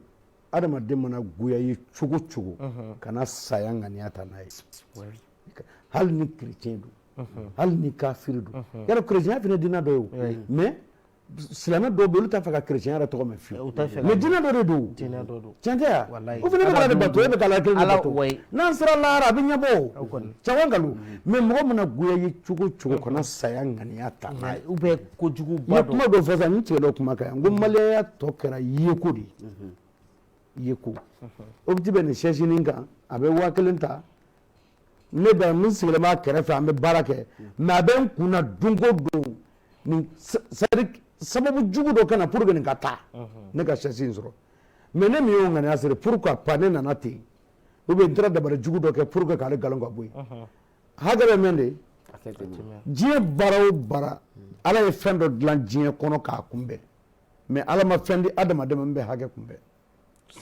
donc an ko o miiri minnu bɛ ka i bɛ ka tan a sara su kɔrɔfɔli ma ye dɛ a sara janaja bɛ sigi i bɛ ka da la an kelen kelen bɛɛ don dɔ ko n bɛ ka saga bɔda dɔ ye nin an kelen kelen bɛɛ donc hali ɲɛmɔgɔw fana kan ka nin ko organiser ka ɲɛ non mais n'ala ma basi kɛ Asimu kun b'a kan dala sa Asimu ni bɛ ka baara kɛ o tiɲɛ tɛ ya Asimu ni bɛ ka baara kɛ n'a ma nin k'a kɛcogo la o fana tɛna fɔ ko bɔ wa caman nkalon i bɛ ka di Mali jugu ye o a ma sɔn ka kɛ Mali jugu ye peut-être minɛn dɔw de jɛngɛn'a bolo minnu ma ɲɛ i ma faamu de voilà i bɛ Mali fɛ kosɛbɛ a ma faamu jamu kelen mɔgɔ si tɛ yen k'i bɛ se ka kɛ jamanatigi k'i t'i ka jamana fɛ e tɛ se ka kɛ o et puis malankolon tɛ se ka kɛ jamanatigi ye muso kolonden tɛ se ka kɛ jamanatigi ye cɛlankolonden tɛ se ka kɛ jamanatigi ye e min yɛrɛ kɛra jamanatigi ye e tɛ se ka kɛ malankolon nalen ye peut-être ne de ka malankolon ye parce que ne m'i faamu i ma ne faamu mais ala ka malankolon ti hali ni ala b'i sɔrɔ ka jahanama la i kɔni mana cɛ o cɛ ye jamana ɲɛfɛ da la k'a fɔ ko koba dɔ kɛla ye ala bolo donc là maintenant ne b'a fɛ maliyɛnw merci ne b'a fɛ maliyɛnw k'a ɲini u k'a faamu nin sara ka ban président an k'o bila kɛrɛfɛ an ka cɛkɔrɔba kɔni don an ka cɛkɔrɔba wala an ka cɛkɔrɔba yɛrɛ yɛrɛ don a b'an bɛɛ sɔrɔ den donc là maintenant an k'a bila o minɛn kɔnɔ a b'an sɔrɔ mɔden i bɛ k'a bɛ Asimu yɛrɛ sɔrɔ mɔden donc là maintenant ne b'a dɔn jamana ɲɛmɔgɔ baarakɛla minnu bɛ yen bi denmisɛnninw don je sais mais n kɔni b'a dɔn o kunkolo b'u kan da n kɔni b'o dɔn n bɛna dɔ fara i ta in kan mɔgɔ caman bɛ i bɛ k'a ka yɔrɔ ni a den ka yɔrɔ compare ɲɔgɔn na voilà mais ne bɛ fɛ ka min fɔ maliyɛnw ye ne ye sɛnɛkɛla den ye nin ye président den nin ye doyen den an ka vie tɛ se ka kɛ kelen ye dɛ doyen kun bɛ k'o fɔ il faut pas que mɔgɔw ko fɔ ɲɔgɔn na dɛ un fils de président ne peut pas comporter comme un fils de cultivateur et puis an b'a essayer ka confond ɲɔgɔn na o tɛ kɛ kelen ye sinon doyen ye kelen de fɔ walayi an kun tɛ ɲɔgɔn kan mais c'est vrai cɛ tɛ ɲɔgɔn jɛ o voilà maintenant jamu e yɛrɛ bɛ se ka message jumɛn de passer maliyɛnw ma en même temps autorités parce que marche in ye caman sɔn hakili la marche in y'a to diɲɛ bɛɛ parce que n yɛrɛ bɔra ka hali état dɔw lajɛ Italie ni yɔrɔ wɛrɛw olu da sera Mali ma tout récemment i b'a kalama dɔ ye a bɛ komi ni e b'a dɔn sa ko e bɛ Bamakɔ yan mais i b'a dɔn village dɔ bɛ sɔrɔ yɔrɔ dɔ la yɔrɔ e yɛrɛ ma deli k'a tɔgɔ mɛn n t'a dɔn n'i bɛ k'a faamu yɔrɔ i b'a dɔn Mali la yan halisa ne bɛ village dɔ i b'a fɔ o ye dugu dɔ tɔgɔ yan mais i ye maliyɛn de ye mais i b'a dɔn ko diɲɛ duguba dɔw quoi o yɛrɛ da magara Mali la nin turu in na ani dɔw ye Mali dɔn u kun t'a dɔn Mali yɛrɛ ye c'est-à-dire Mali kun bɛ ka exister quoi à travers ça i ka kuma in dafa wallahi ne ye Yanfola ye goudron kan en direct ne banana de bon ne yɛrɛ tun bɛ Kolokani ne banana de Kolokani Kajolo Pensoba effectivement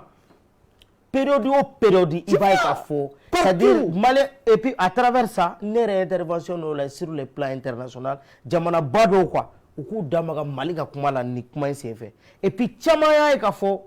ja maliyɛnw ni fagali ni fɛn bɛɛ bɛ kɛ jamana min na nin y'o mɔgɔw de ye ta sisan ja ninnu c'est-à-dire pour dire que on est fier de nous-mêmes maintenant e yɛrɛ bolo parce que an y'o de fɔ dɔ ye kuma dɔ fɔ ko an ye koro de ou bien jumɛn nɛ fila b'an na o ye kelen donc ko maliyɛn kelen minnu ye i bɛ ka sigi olu de ko an y'an ka bila donc anw maliyɛnw de bɛ yan toujours maintenant an bɛ Asimi ko de la sisan an bɛ transition ko de la wa an ko trop c'est trop an y'an ka hakililaw yira donc e yɛrɛ bolo e bɛ se ka message jumɛn fɔ en même temps autorités bon i b'a dɔn n b'a daminɛ maliyɛnw na Mali ka ko bɛɛ ye sangako de ye souvent ni min bɛ yen waati min na o sanga de bɛ kɛ c'est vrai donc n'o fana bɔra yen mais hali dɔnkili ko la ko minnu bɛ sen na sisan on suppose que nin ka kɛ yɛlɛma position parce que occasion de don n'a sera ka kɛ a ka di maliyɛn bɛɛ ye dɛ mais il faut pas que a ka kɛ kuma dɔrɔn ye i ka devoir ye min ye ni mɔgɔ bɛ ka faso de ɲuman ko kuma fɔ i b'a lajɛ a yɛrɛ bɛ baara min na est ce que a bɛ k'o kɛ ka ɲɛ fɔlɔ n'a bɛ k'o kɛ ka ɲɛ c'est que faso de ɲuman don i y'a faamuya o ye kelen filanan ye min ye il faut que autorité ka janto yɛrɛ la kosɛbɛ a tɛ ko n'a fɔ ni mɔgɔ minnu fana tɛ nin hakilina ninnu fɛ k'u fana tɛ maliden dɛ a bɛɛ ye maliden de ye parce que dɔw bɛ yen nɔ ni i ko k'i bɛ avis contraire di ou bien i ka fɛn u bɛ sina k'i bɔ malidenya la maa si tɛ maliden ye ka tɛmɛ maa si kan bɛɛ ye maliden de ye bɛɛ ni hakilina don ni min y'a faamu fɛn jumɛn bɛ yen min ma fɔ i bɛ k'a ma yan a ye mun kɛ mɔgɔ la yan donc ni o i bɛ ka kelen bɔ dɛ ko fɛn ma ɲi ni mɔgɔ minnu nana sigi o nɔ na n'o ko ko fɛn tɛ fɔ ale ma a dun fɔra i bɛ k'a ma minnu ye i bɛ k'a bɔ bon a ka gɛlɛn dɛ donc jamana ko la et puis fɛn min yɛrɛ kan ka faama yɛrɛ fɛn kosɛbɛ o ye minnu bɛ critique kɛ a bɛɛ t'i jugu ye dɛ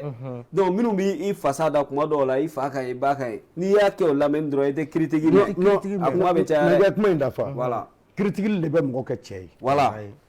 ni ko bɛ ɲa mɔgɔ bolo ɲɛmɔgɔ jamanatigiya ko t'o la foyi t'o la ni ko bɛ ɲa mɔgɔ bolo mɔgɔ min b'i jogo fɔ a kɔnɔ karisa a bɛ nin de kɛ a bɛ nin de kɛ a bɛ nin de kɛ o de ye ka leçon ye mais n'a bɛ to tɛgɛrɛ fɔ la i bɛ taa fɔ a y'i tɔɔrɔ i kan k'a dɔn nin fɔra nin kama e bɛ amélioration k'i ka ko la a kan ka dusu don i kɔnɔ merci sinon i bɛ taa fɔ ka t'i cun kɔlɔn kɔnɔ ka mɔgɔ to tɛgɛrɛ fɔ la jama bɛ segin k'i to kɔlɔn kɔnɔ c'est vrai voilà donc n b'o message de lancer n ye min ye kɛnɛ kan fana n'a ye diya kosɛbɛ o ye département de la santé n'i y'a ye jama bɔra ministre yɛrɛ tun bɛ yen ka masque di mɔgɔw ma ani gel fɛnw vraiment o action ye ne touché kosɛbɛ parce que n'an ko Mali ko bɛɛ k'i impliqué quoi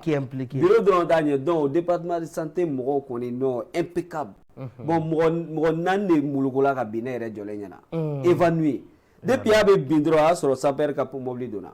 donc ça veut dire que les dispositions étaient là vraiment olu kan ka fo quoi donc n'a y'u encouragé k'u fo yan a bɛ kɛ sababu ye ka dɔ wɛrɛ nɔgɔya quoi voilà doyen e ka message laban ye jumɛn ye bon ne ka message laban min ye malidenw an sera ɲɔgɔn faamu ma an kɛ kunu an ka ɲɔgɔn faamu an bɛ ɲɔgɔn sɔrɔ yiriba kelen min na o ye Mali ye donc an ka kunu critique tɛ baasi ye mais a kɛ ni fɛɛrɛ ye jamutɛnɛ y'a kɛnɛ la mais a faama kɛnɛ o bɛ ti e y'a kɛnɛ mais i faama kɛnɛ donc an k'a essayer mansannin ninnu bɛ adamaden barika ban donc an k'o bɔ an ka vie la an ka kɔrɔlenw fili an k'an hakili to a la o bɛ ti ɲamakala kuma tɛ banna dɛ ko naani le diɲɛ kɔnɔ o ko naani k'i kɛ 2 mara ka 2 fili soit k'i k'a naani bɛɛ mara o bɛ taa ko naani fɔlɔ ni mɔgɔ min ye hɛrɛ k'i ye fɛrɛ bɛɛ kɛ diɲɛ kɔnɔ kana ɲinɛ o tigi kɔ mɔgɔ min ka hɛrɛ misikala darati sili ma kana ɲinɛ o tigi kɔ o bɛ n'i ka tɔɔrɔ sera mɔgɔ min ma i bɔra a kalama a tigi y'a f'i i bɔra a kalama kana ɲinɛ o tɔɔrɔ kɔ dɛ ko mɛ k'i mana hɛrɛ kɛ mɔgɔ min k'i ka ɲinɛ o kɔ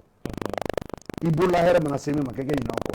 wa mɔgɔ min fana mana tɔnɔ ta k'a lase ma k'i ka yafa o ma nin ko naani de bɛ diɲɛ kɔnɔ nin bɛ nin ka tila maliyɛn na sinon an dafɛ jamana bɛɛ tun bɛ sun ko maliyɛn ko kalo yera o tun bɛ seliba seli ko maliyɛn ko kalo yera mais bi a yɛrɛ de bɛ a ɲini sa o Côte-d'Ivoire bɛ seli don jumɛn Laginɛ bɛ seli don jumɛn donc ala k'an bɛn kelen ma jamana ala k'a diya an ka jamana marabagaw yarabi ala kɛ hakili ɲuman ladililikɛla minnu b'u kɛrɛfɛ n'o ye conseil ye ala k'aw kɛ conseil ɲuman ye ala k'an yɛrɛ kɛ kɔmɔgɔ ɲuman ye ko mototigiw ka sabali u ka vienti ta ko Asimu ko ten dɛ ko ne kan tɛ ko Asimu ko ten ko Sokɛli ko k'u ka vienti ta 2002 san mun bɛ bɛn o fana u ka hakɛ ka Wasolonka bɛɛ fo yan Wasolon cɛ ni muso a bɛɛ lajɛlen ne yɛrɛ bɛ Wasolonkaw fo kosɛbɛ an bɛ sira la ni ala sɔnna voilà bi ta an b'ale jɔ ni ala m'an ka jɔ an bɛ ɲɔgɔn sɔrɔ sini inshallah an bɛ thème wɛrɛ ta ka kuma o kan an y'o de fɔ kuma la fili tɛ ban n'an donna mɔgɔ ka si la an bɛ ka to ɲini kɛ aw bɛɛ lajɛlen fɛ k'a dɔn k'a fɔ Mali ko de don faso ko de don toujours an bɛ tasi bila kɛ ka ɲɛsin aw bɛɛ lajɛlen ma tuguni an bɛ dugawu dun kɛ ka ɲɛsin IBK ma Ibrahim Boubacar Keita ala ka jiginyɔrɔ ɲɛ a ka famille ala ka limanaya di k'anw yɛrɛ ɲɛ k'an ta don kɔnɔ nous vous souhaitons une très belle journée de lundi et une très bonne semaine gardez toujours le sourire car le meilleur reste à venir au revoir. maa caman kumana malidenw ye waati kɛrɛnkɛrɛnnenw na nka an fana mɔkɛ Modibo Keita jayi tun kumana Mali bɛɛ lajɛlen ye badabada. n'a y'a ye bonya bɛ dukɔnɔmɔgɔw kan i b'a sɔrɔ dukɔnɔmɔgɔ de kan bɛnnen bɛ nka ni bɛn tɛ du kɔnɔ ni kɛlɛ bɛ yen nɔ mɔgɔw bɛ du cɛ k'u bila ɲɔgɔn na o tuma du bɛ tiɲɛ du bɛ jɛnsɛn a bɛɛ sinsinnen bɛ mun kan wa du an tun bɛ farajiw ka mara kɔnɔ an ka hadamadenya caman bɛ yen nɔ an ka sira caman bɛ yen nɔ ni an ka fɔlɔmɔgɔw tun tugulen b'a la nka bi ni an y'a bila mara in kɔsɔn ko an ka segin o ma dɛ an ka fɔlɔmɔgɔw tun tɛ layidu tiɲɛ n'o tun ye kuma min fɔ k'a fɔ k'u ka ɲɛ nin ye u bɛ sa de u bɛ t'u kan kan n'i tun ye kalifa d'u ma u bɛ se ka tɔɔrɔ u bɛ se ka dɛsɛ u tɛ se kalifa in ma abada n'i tun ye u dɛmɛ u ka mago la nous tu ganka ko matrima to ba ni ala fa ala mo ka suma sanu ka deseka o kala idu time otma anga do faranga tetri kan fa ko jeli la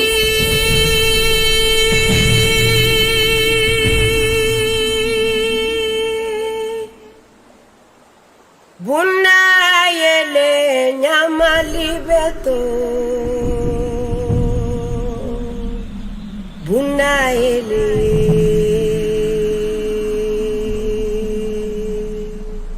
Fendo beso gogo di garon to jigi sule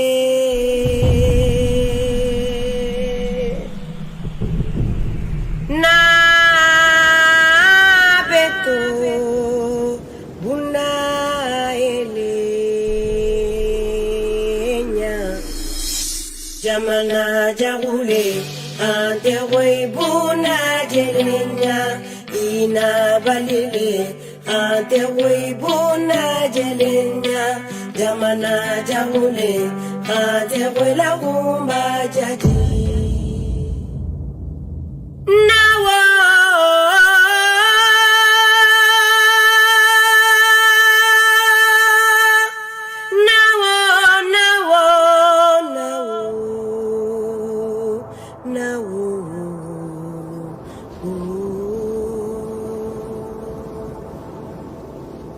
Maliri betelu menu metumala manini alufe alubera sani mo afi soto wali jamanura nakita sanuleti sanu juli woleti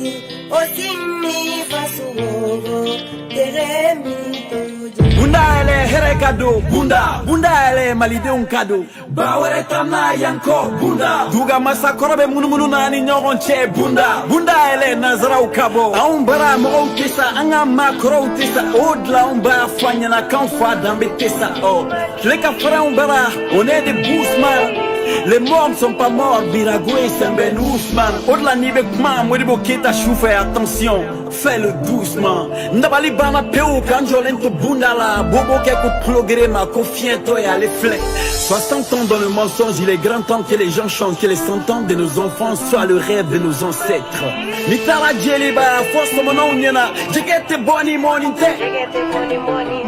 Desirante Tamakia, Farafinde Unchela, Barami Banye Doninte. Badea itanye minkanu fadea yo bali baris na waka kubo jole murobalia yo kari ni beko konga ke kumakela e jombe jon la me afon e ni bekera videomani e jombe translate on joueur beni ka posido sale demengo ni beko fonga ke numero 9 jombe ke gardien Bunda ele here kadu Bunda ele malide un kadu bawre tana yanko Bunda bawre tana yanko Bunda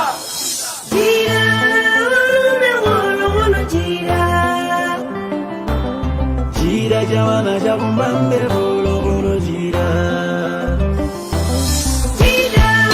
volume bolo bolo gira Gira jawana jabumbambe bolo bolo gira Monster music Gira jawana jabumbambe bolo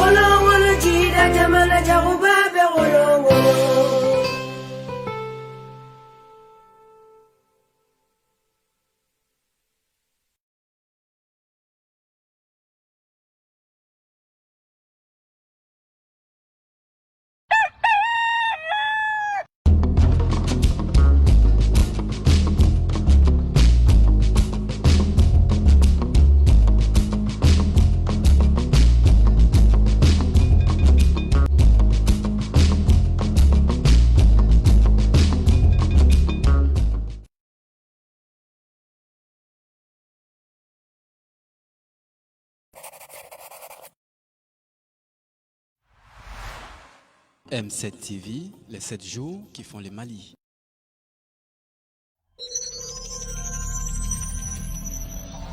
M7 TV, les 7 jours qui font le Mali.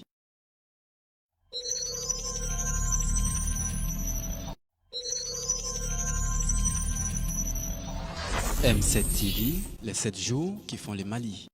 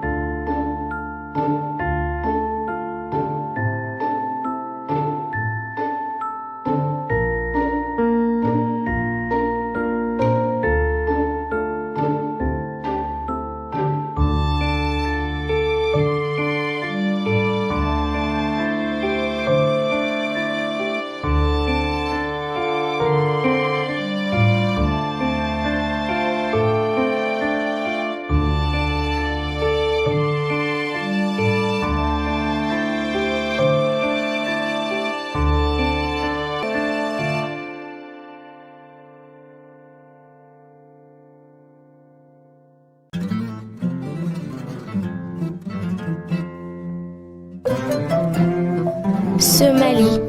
glorieux de son histoire et de sa culture multiséculaire, ce Mali, aux épopées chantées, narrées depuis des générations, ne peut être avali. Les griots mondains l'ont chanté, les troubadours l'ont perpétué. Le Mali est comme une pirogue, il peut tanguer, mais jamais ne chavirera. Ça, c'est le destin. Nos soldats bavés de leurs bavettes, vert, or et rouge, ont osé braver la robe des charognards sales et barbus qui ont profané la parole de Dieu, les hommes de Dieu, les livres de Dieu. Mais Seigneur,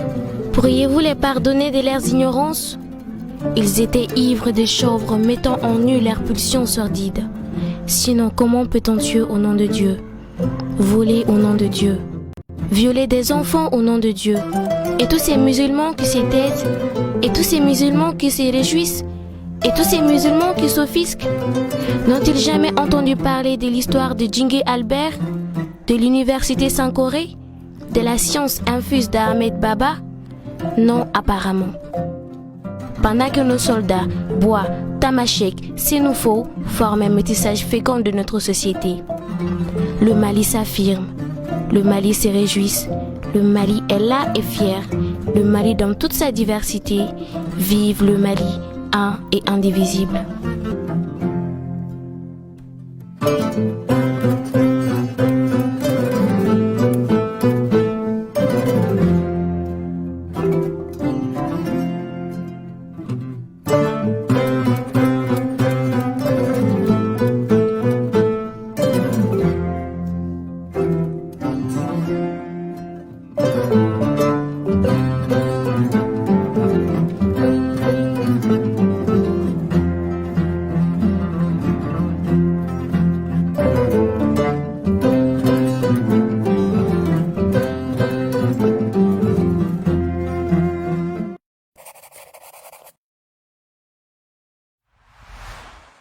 M7 TV, les 7 jours qui font le Mali.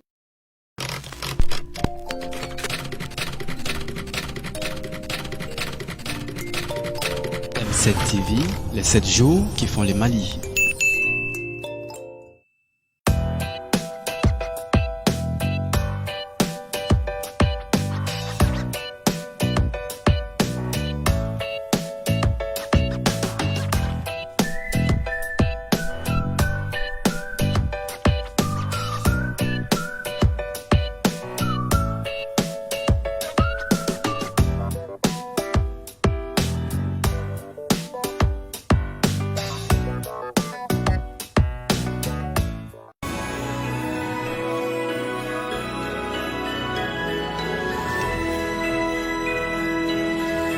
M7 TV, les 7 jours qui font le Mali.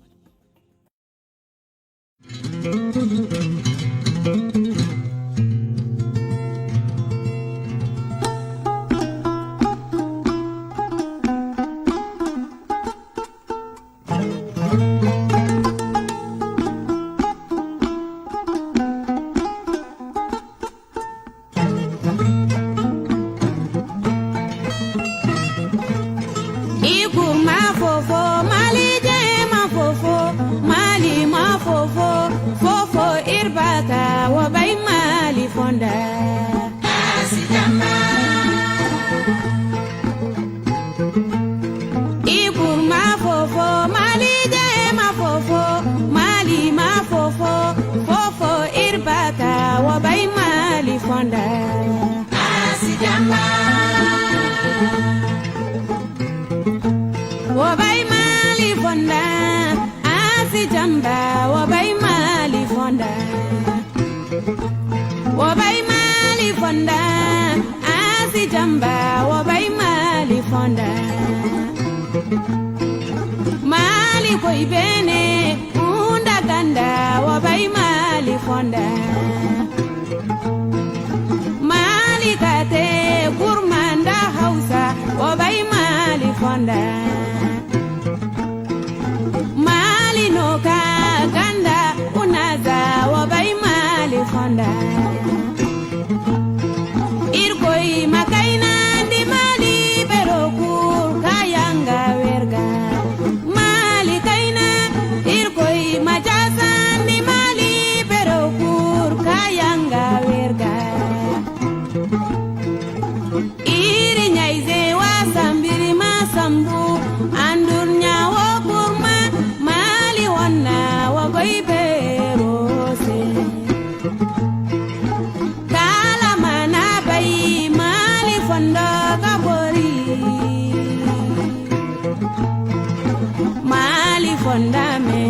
asi jamba. Asi jamba.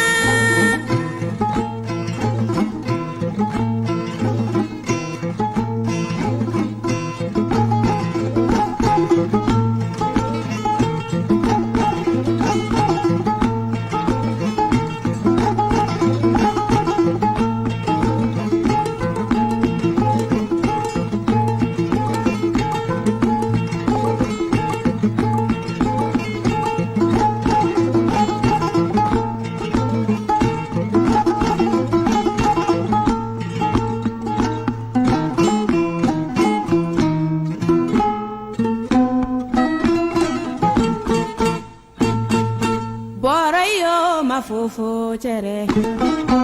borayo ma titi chere. Danina.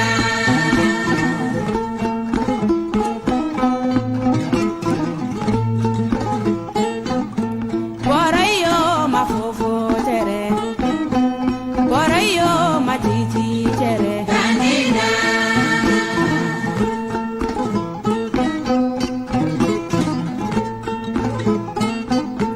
Borayo ma fofo tere, borayo ma titi tere. Danina.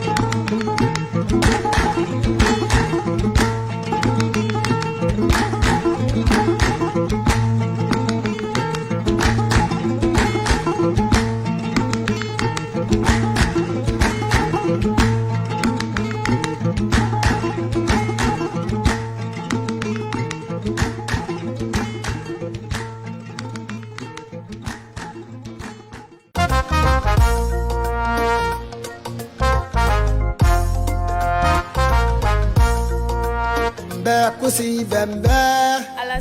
bekusi bembe, bekusi bembe, bekusi bembe, bekusi bembe.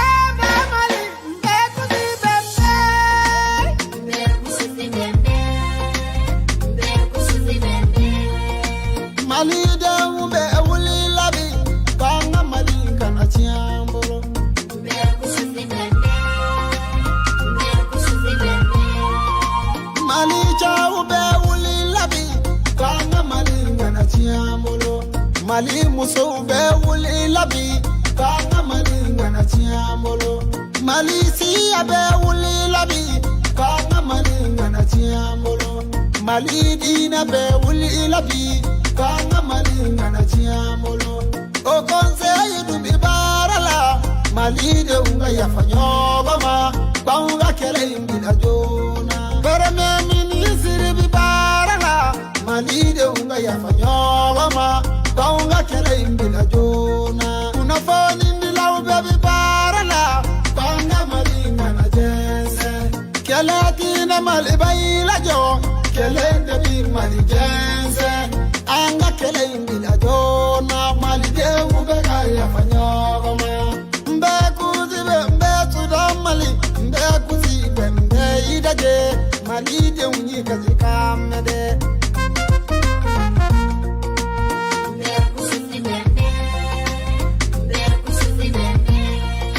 Mali de ubi boli la sigi yoro fiti mali de unotu Koni sera burukina bi Ube fale mbe mali de una Wani sera Senegali bi Ube fale mbe mali de una Wani sera Mauritani bi Ube fale mbe mali de una Wani sera Côte d'Ivoire bi Ube fale mbe mali de una Wani sera la Guinée bi Ube fale mbe mali de una Mbe kuzibe mbe mali Mbe kuzibe mbe Mali de unga faranyoga Anga kele imbila jo Moga sitina bafa werefe Kana mali jo aunye Faunda mainga ya fanyoga ma Au hanyoga mina ale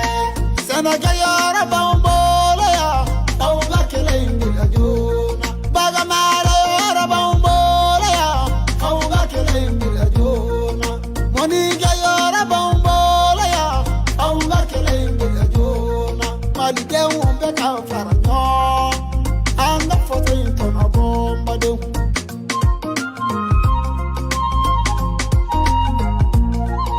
Chafari ndu maliba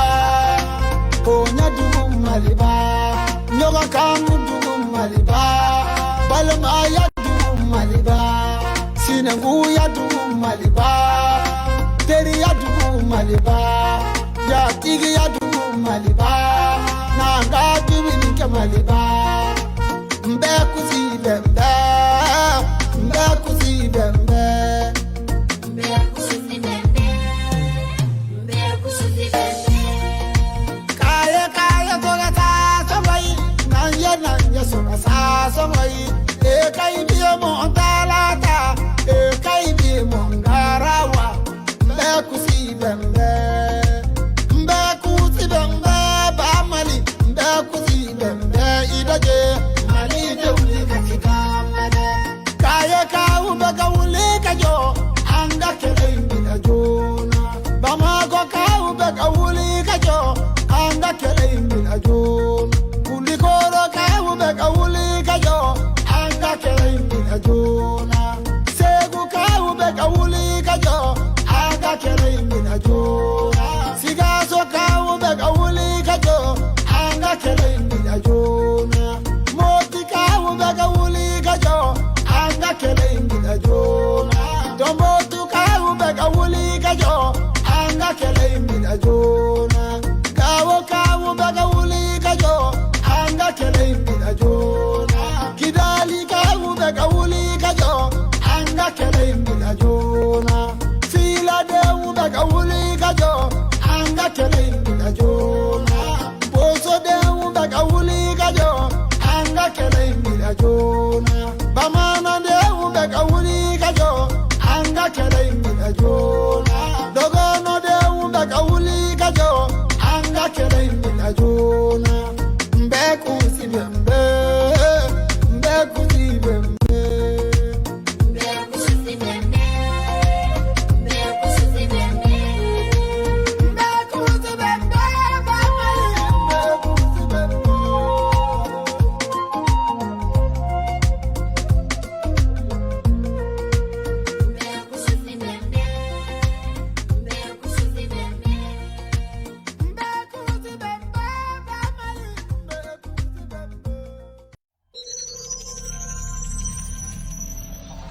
M7 TV, les 7 jours qui font le Mali.